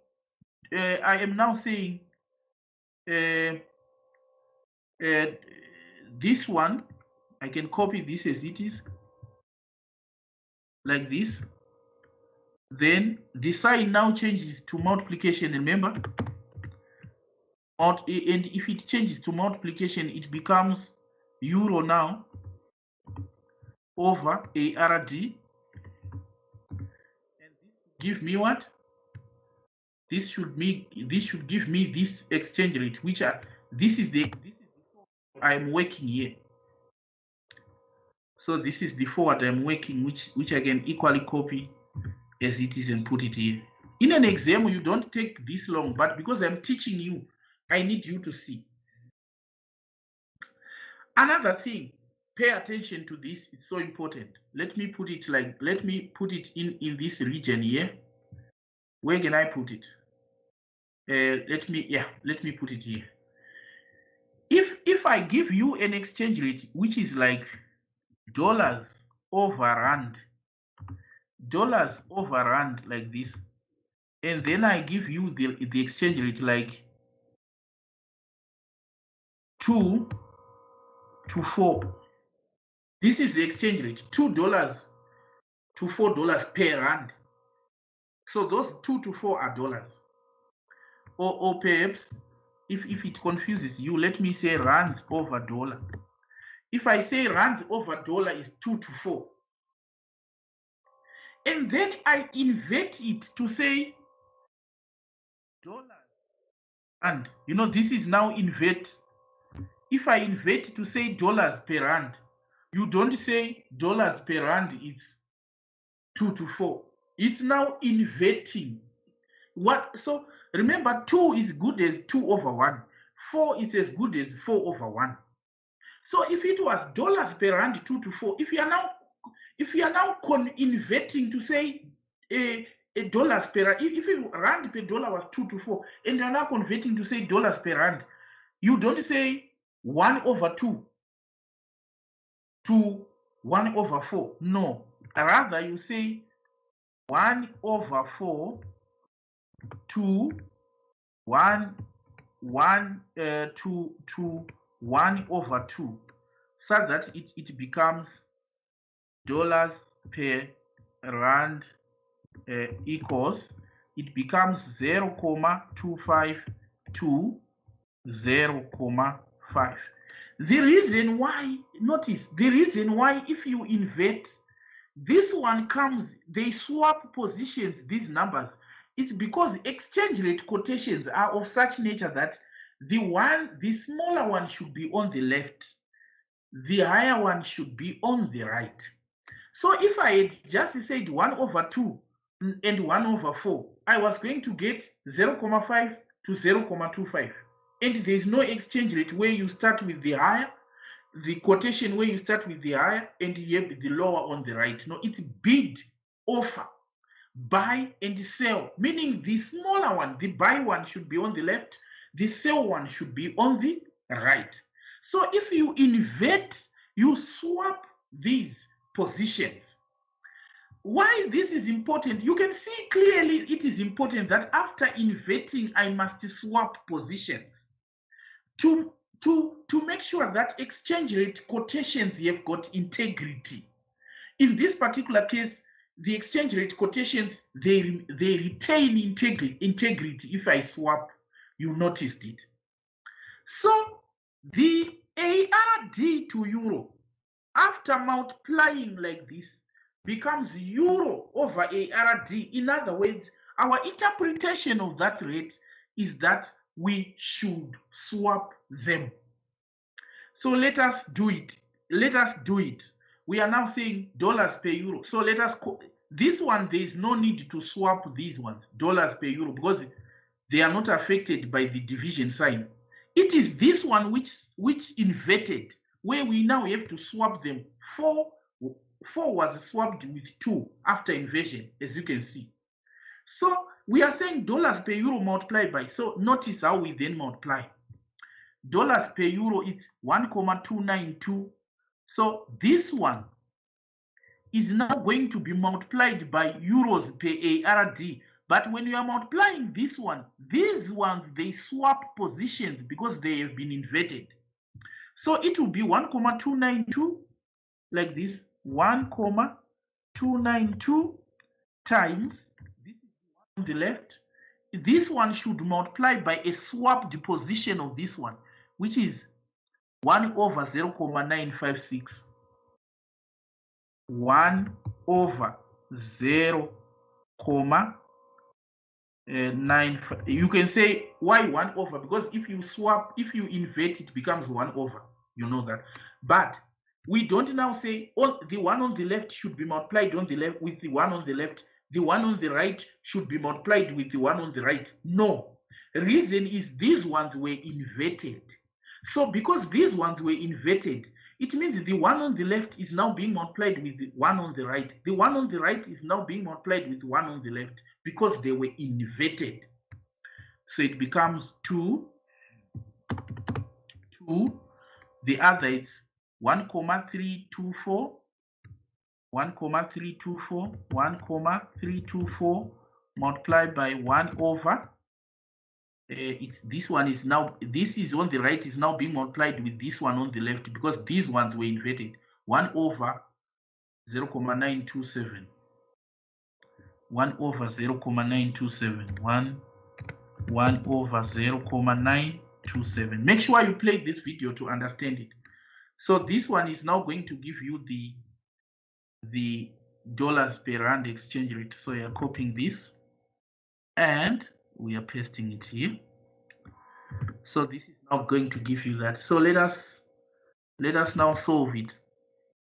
So it's like equals 1,292 times 1 over 0,956.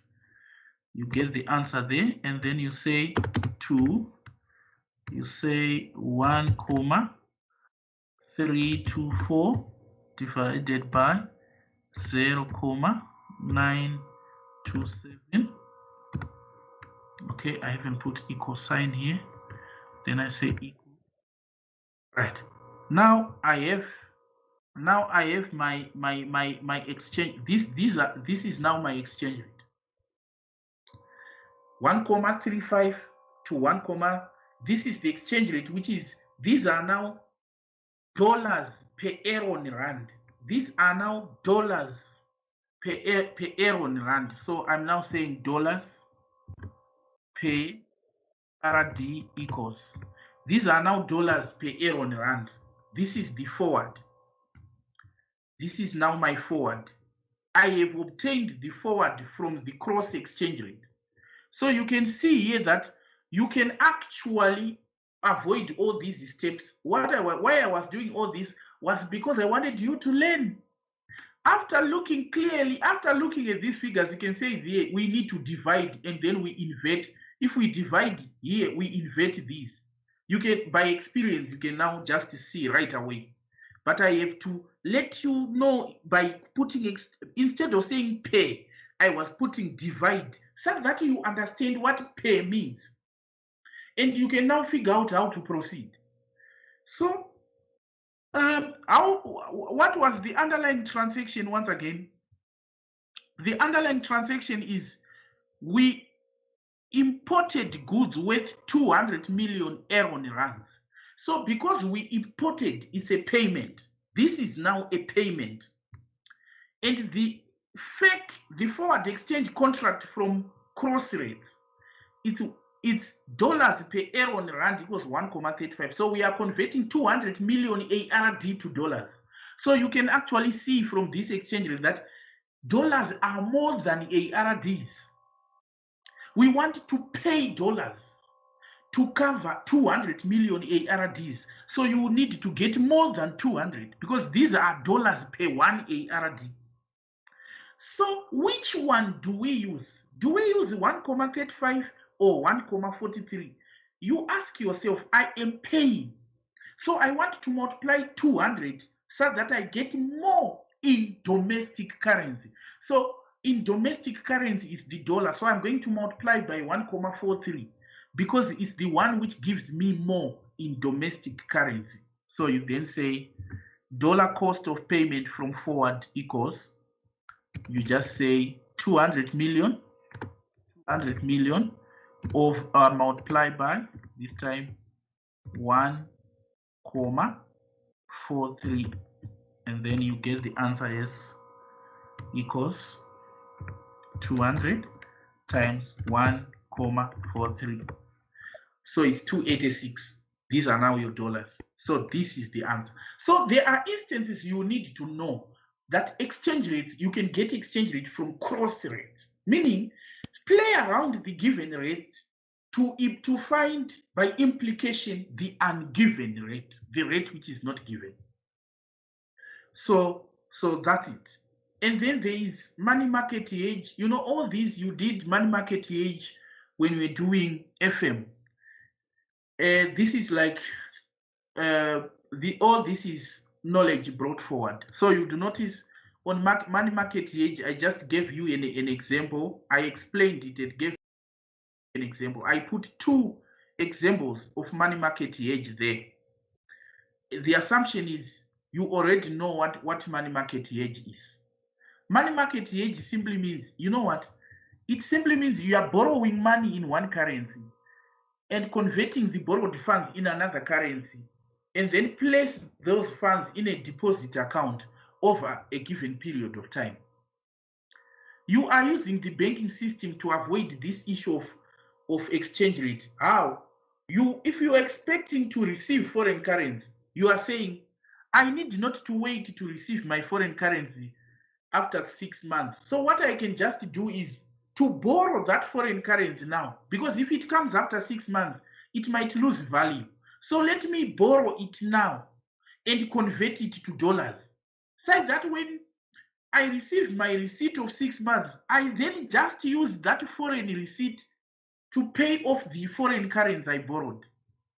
If I may say it in that way, perhaps you understand it better. Money market, you are using the banking system to avoid the need to exchange currency at a later date. How do I go about it? Say, let me explain it. Let me explain it. It goes like this. It goes like this. If you're expecting to receive 5 million euros in 3 months' time, you are afraid that come 3 months' time, the euros may lose value in dollar terms. That is, the dollar may actually appreciate, so that the euros you're expecting to receive will be equal to less dollars. That's your fear. So if you are using money market hedge, what you are doing is you are saying, let me borrow those euros now, so that I convert them to dollars as of today, and then place my dollars in a deposit account. This is important because come 3 months, when the customer now pays my euros, I don't convert those to dollars. What I then do is I just use that euro receipt to pay off the loan, the euro loan that I've taken earlier. So you have avoided exchanging currencies. If you are expecting to make a payment, let's say you want to pay ACCA with pounds and you want to hedge that pound exposure using money market hedge, what you do is you go to the bank and create a pound deposit now. But how do you go about it? You remember you have got your RTGS. So you go to your bank and say, use my RTGS to buy pounds and place them in a deposit now. If you don't have your RTGS, you go to the bank and say, borrow me RTGS. I need to purchase pounds to deposit now. So you have an RTGS loan and a pound deposit. And this now runs until 3 months. Now, after 3 months, you now want to make a payment. How do you go about it?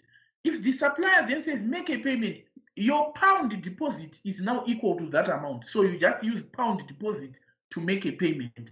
And then you have to pay your bank in bond because you borrowed bonds, RTGS, or local currency, so to speak.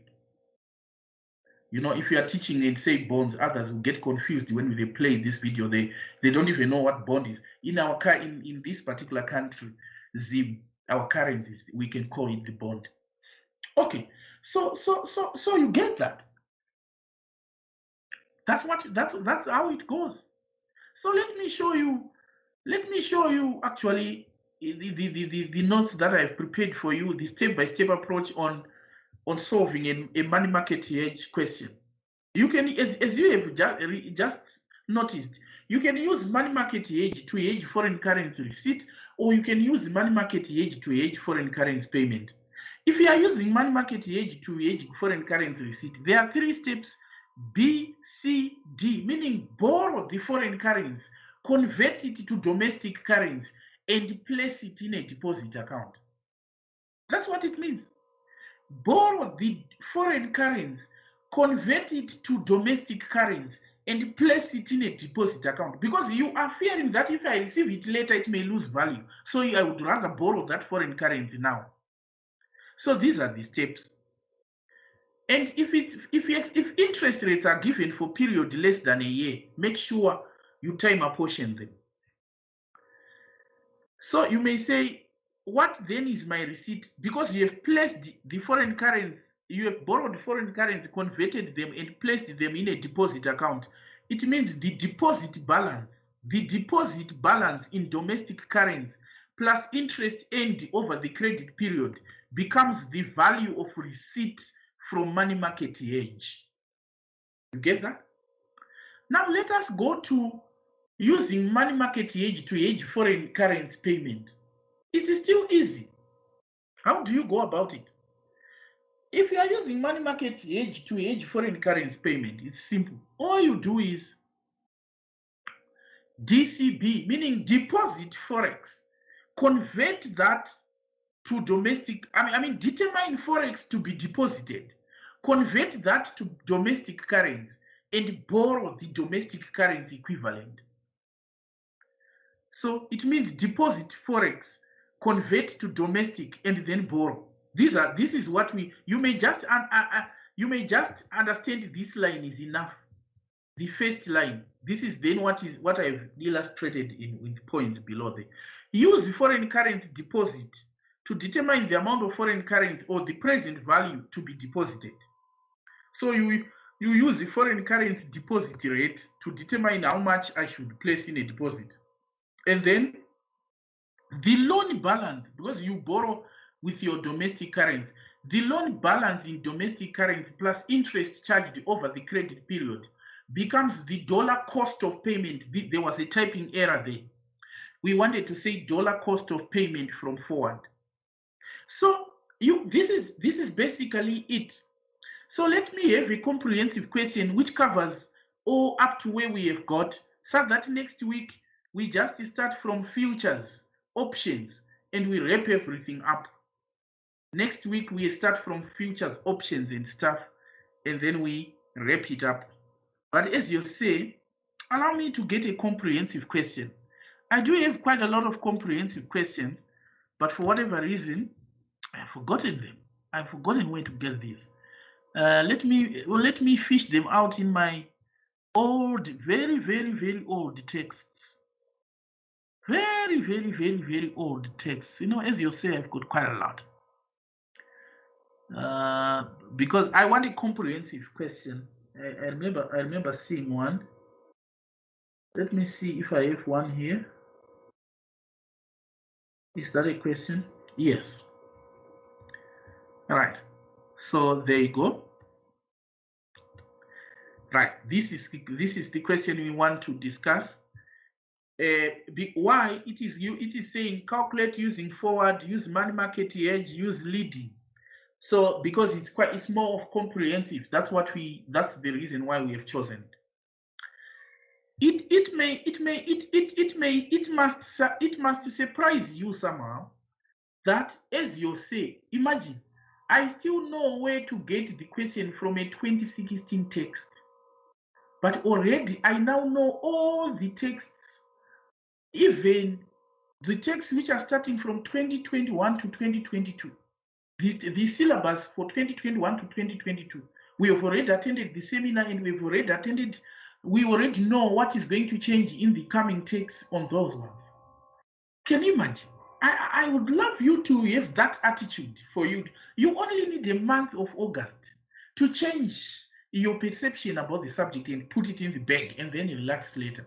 You know, that's all you need. Okay, so what am I going to do now? So what it means now is, let me make my workspace lean by closing some unwanted folders here, unwanted docs. Okay, so we are left with what we want. Trampton, a UK company, has bought goods from a US supplier and must pay $4,000 for them. So Trampton is a UK company, meaning its currency is the pound, not the dollar. So if it has bought goods from a US supplier and must pay $4,000 for them, in 3 months' time. The company's finance director wishes to hedge against the foreign exchange rate risk, and the three methods which the company usually considers are using forward exchange contracts, using money market borrowing or lending, and making lead payments or paying in advance.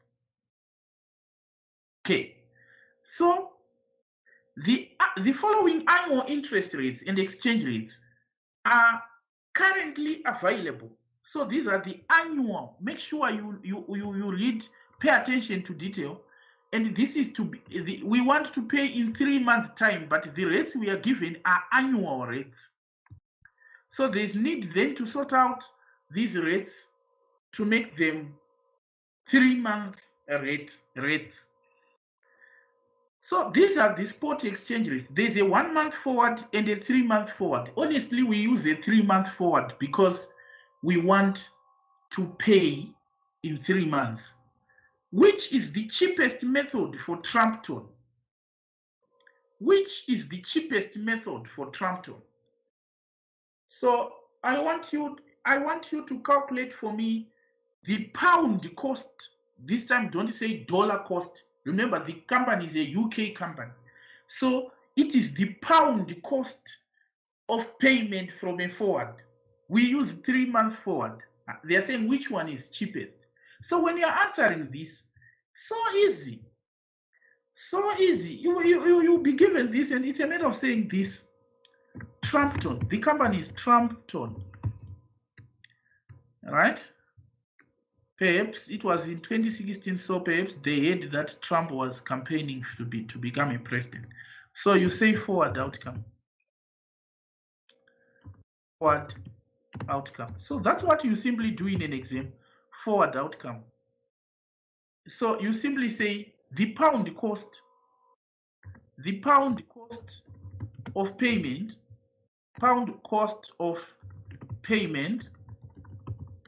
from a 3 month forward, because we want to pay in 3 months time. 3 month forward exchange contract equals.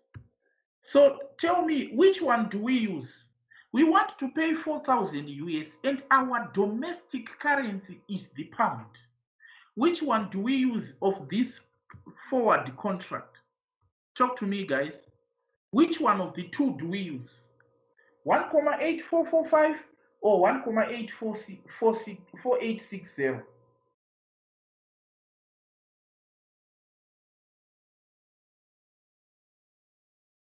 Make use of the chat feature. I'm waiting from you guys. Look, time is slowly catching on us. So can you answer your say so that we wrap the full question up? Which of the two do we use? Okay, someone has typed. Let me check.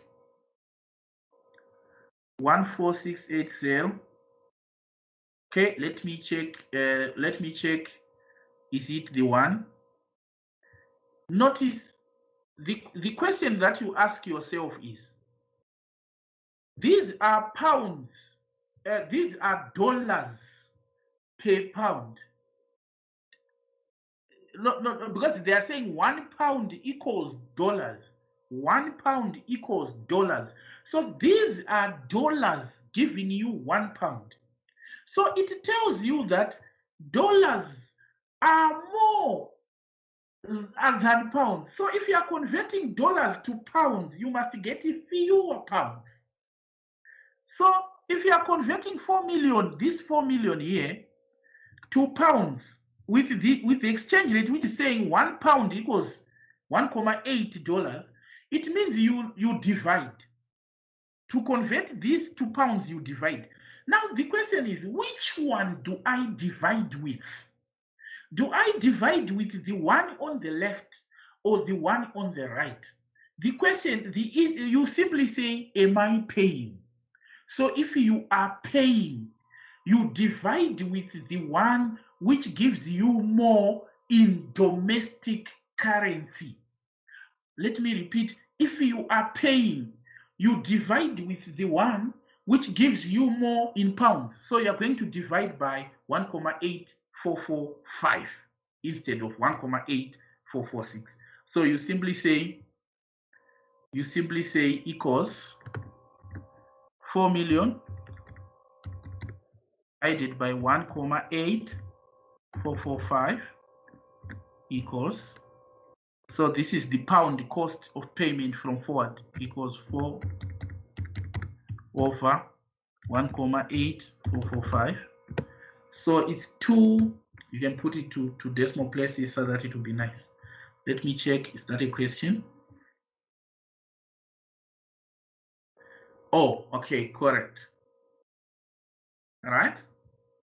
So this is important. It's important, Tapiwa, because it helps you to imagine if this becomes your first mistake in an exam. Suppose there are 15 marks allocated. What it would mean is even the questions on futures where you are supposed to calculate basis. Remember basis, we say when you're calculating basis for futures, you would say spot minus futures price. I shall show you. So if you don't know of which of the two rates do I use to take for me to say spot minus futures, because you can't take both rates, you can't take both figures. So if you make that mistake on the first sight, it's so suicidal. So no wonder why today I had to take my time on exchange rate quotations. I had to take, because that's where it matters. Then money market hedge. Now, if you are using money market hedge to hedge a payment, I told you what to do. I said DCB. Oh, I've already. I said DCB. Let me bring that document up again so that when I'm saying something, it should not appear like I'm saying something from my head. I need you to understand that it is as simple as what I've given you.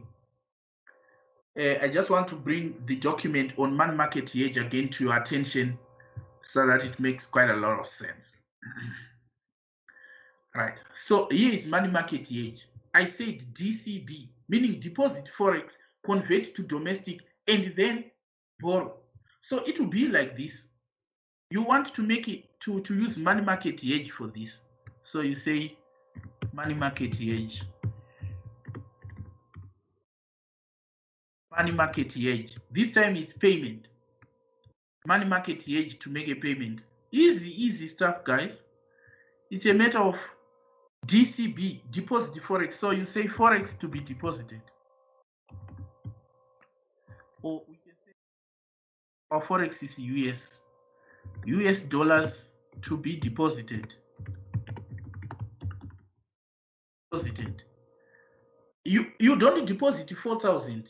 You need to find US dollars to be deposited at dollar deposit rate. This dollar deposit rate, it should give you US dollars you must deposit, such that after 3 months that deposit will be 4 million. So you don't deposit 4 million now, you deposit slightly lower, such that after 3 months it becomes 4 million. So the 3 month US dollar deposit becomes 4 million divided by, open bracket, 1 plus 0.07, because the deposit rate is 7%, but this is per annum. So you multiply it by 3 over 12. The 7%, you bring it to 3 over 12. So what do you get if you go by that, if you multiply it that way? I don't have a calculator with me, but notice, let me use my phone calculator if it can allow me to navigate that terrain. Yes, I've easily accessed it. It is only 7% that is divided by 3 over 12, not 1.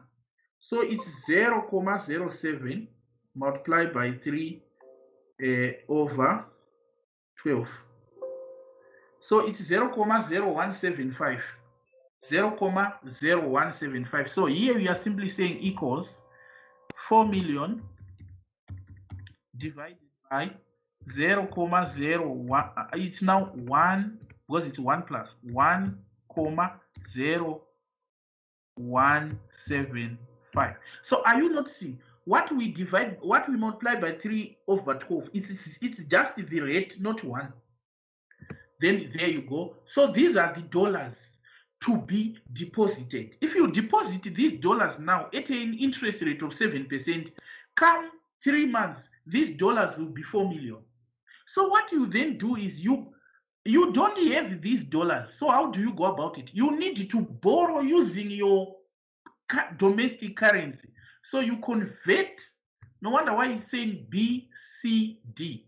Determine dollars to be deposited and then convert to domestic at spot rate. So because you are doing it today, then you say convert to pounds at spot. Convert to pounds at spot. Now you need to ask yourself which one is the spot, because the spot is like this. So again, that issue is so important, because you need to know which one to take of the two. It's a matter still of asking yourself, what am I doing? I'm paying. So as we have said before, you divide with the one which gives you more. So if it's 1,8625, if you were receiving, you would divide with the one which gives you less.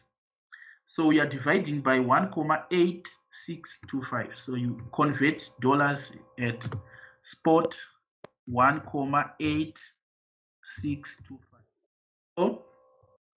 So you then get how many pounds? So you get pounds. These are the pounds that you get. You say equals this divided by 1,8625. So these are now the pounds. You are in UK. Remember, Trampton is in UK. These are now the pounds. So if you get these pounds today, you can purchase these US and place them in a deposit. That's what it means. If you can get these pounds today, you can purchase these US dollars and place them in a deposit for 3 months so that they will be 4 million. But the UK bank knows that you have borrowed 2,110,000. So this is, so borrow, you have borrowed 2,110,713.52.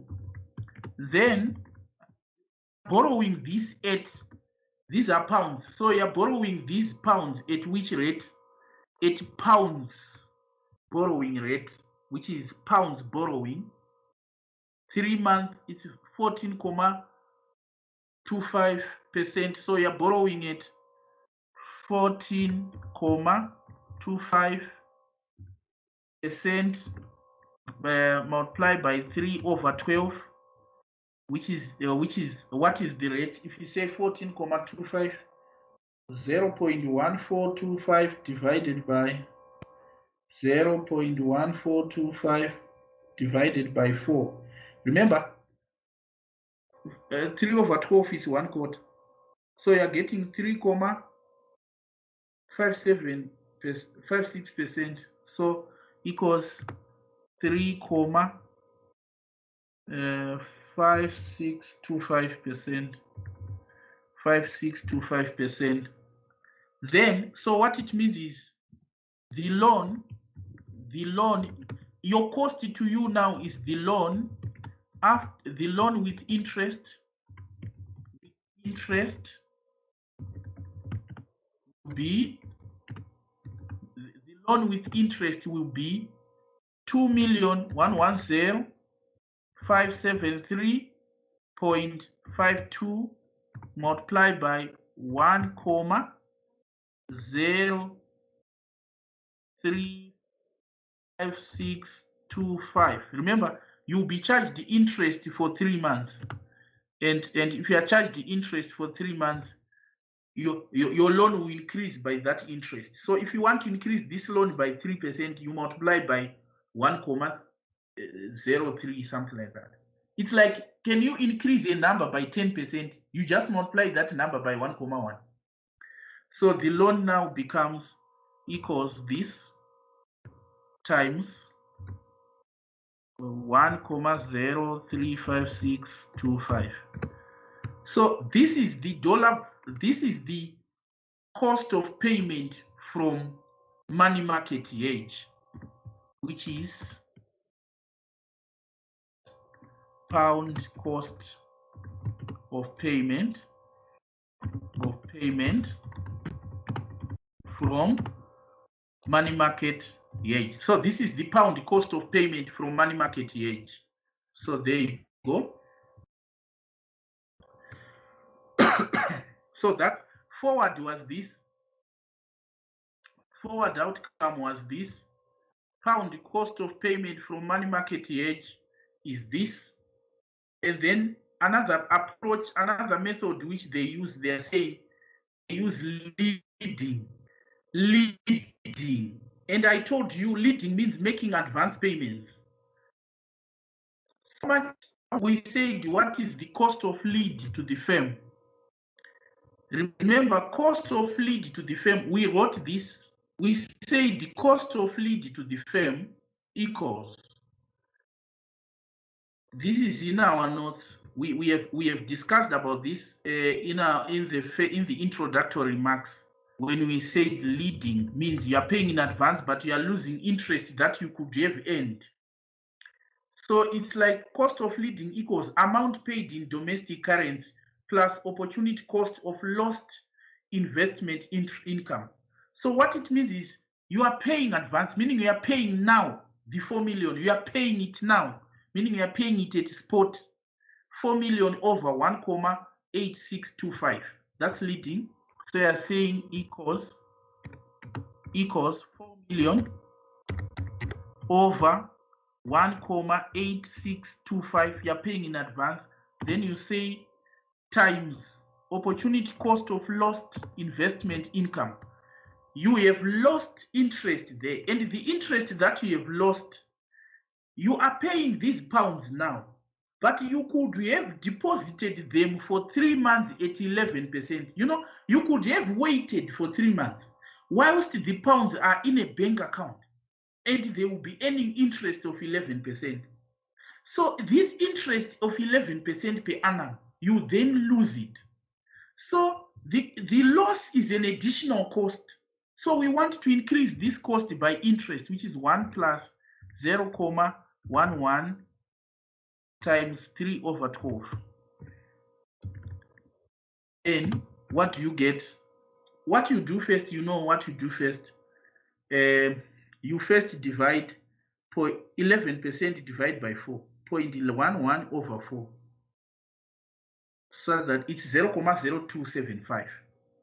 If you say 11% over 4, it's 2,75%. So you can just punch everything in the calculator at once to say 4 million over 1,8625. Then you say times. We want now to add interest. Interest is 2,5%, 2,75% for 3 months. But if you want to add 2,57, you multiply by 1,02. So no wonder why there's 1 there. So it's times 1,0275. Enter. So this is the cost of leading payments to the firm. Now that we now have the 3, the question is now saying which one is financially advisable. All you have to do is to bring these figures together. Leading is you are paying 2,2. Money market hedge you are paying 1,85. Forward you are paying 1,68. So because this is a payment, you take the one with lowest cost. So you say advice. Then the advice would go like money market hedge is advisable. Money market hedge is advisable, is recommended. Why am I saying money market hedge? I'm always thinking of money market hedge. Forward exchange contract is recommended as it minimizes the cost to the firm, minimizes the pound cost of payment to the firm. Pound cost of payment to the firm. So if it was Now, let's say this very same question, it was a receipt. If it was a receipt, you take the one with the highest receipt. If it's a payment, you take the hedging method with the lowest payment. If it's a receipt, the hedging method with a maximum receipt. Now I had to, you know what? I had to come to, on this one, you'd notice I had to find a question, because in this handout, there are questions on money market hedge. So if I was to do them with you, because I gave answers already, so there won't be any examinative effect. It's now a matter of you playing, for you to have value for money. Play these and make sure you understand the answers there. Then next week we shall then take it up from futures hedge going forward. So today you have learned quite a lot. You have actually learned quite a lot. All I pray for is you are understanding that hedging is very easy. Hedging is very easy. Now you may say, the question was about using financial derivatives to hedge exchange rate risk. Yes, sure. I mean, that was the topic. But as you know, we don't just get right away into derivatives on the assumption that you already know forward, you already know money market, you already know internal hedging methods. We don't want to take any risks. No wonder why we do it slowly but surely. We get to where we want to get. Another thing is, I'm sure I said play the videos on mergers and acquisitions, because some of you play this particular video and you might have come to this video having ignored the earlier instruction. Let me send the videos again. These are the videos. So this one is mergers and acquisitions illustration. Yes, these are the two videos. How can I? Oh, sorry. Oh, yes. AFM. Right? I am re-forwarding them because I noticed that you need, there are instances where I have to emphasize when something is important. There's nothing that you lose. This is the second video. This is now revision. This one is a 4-hour video. It's a 4-hour video. Make sure you again go over it. Now, I noticed, so this one is the first one and second one. Then, the material that we were using for revision in that video, perhaps you don't have that. The materials used for revision in that video is this mergers and acquisitions class practice questions. This is a sample of questions that we used in that video. A selection of questions from past papers. There you go. Now, what is left now is for us to just move on now to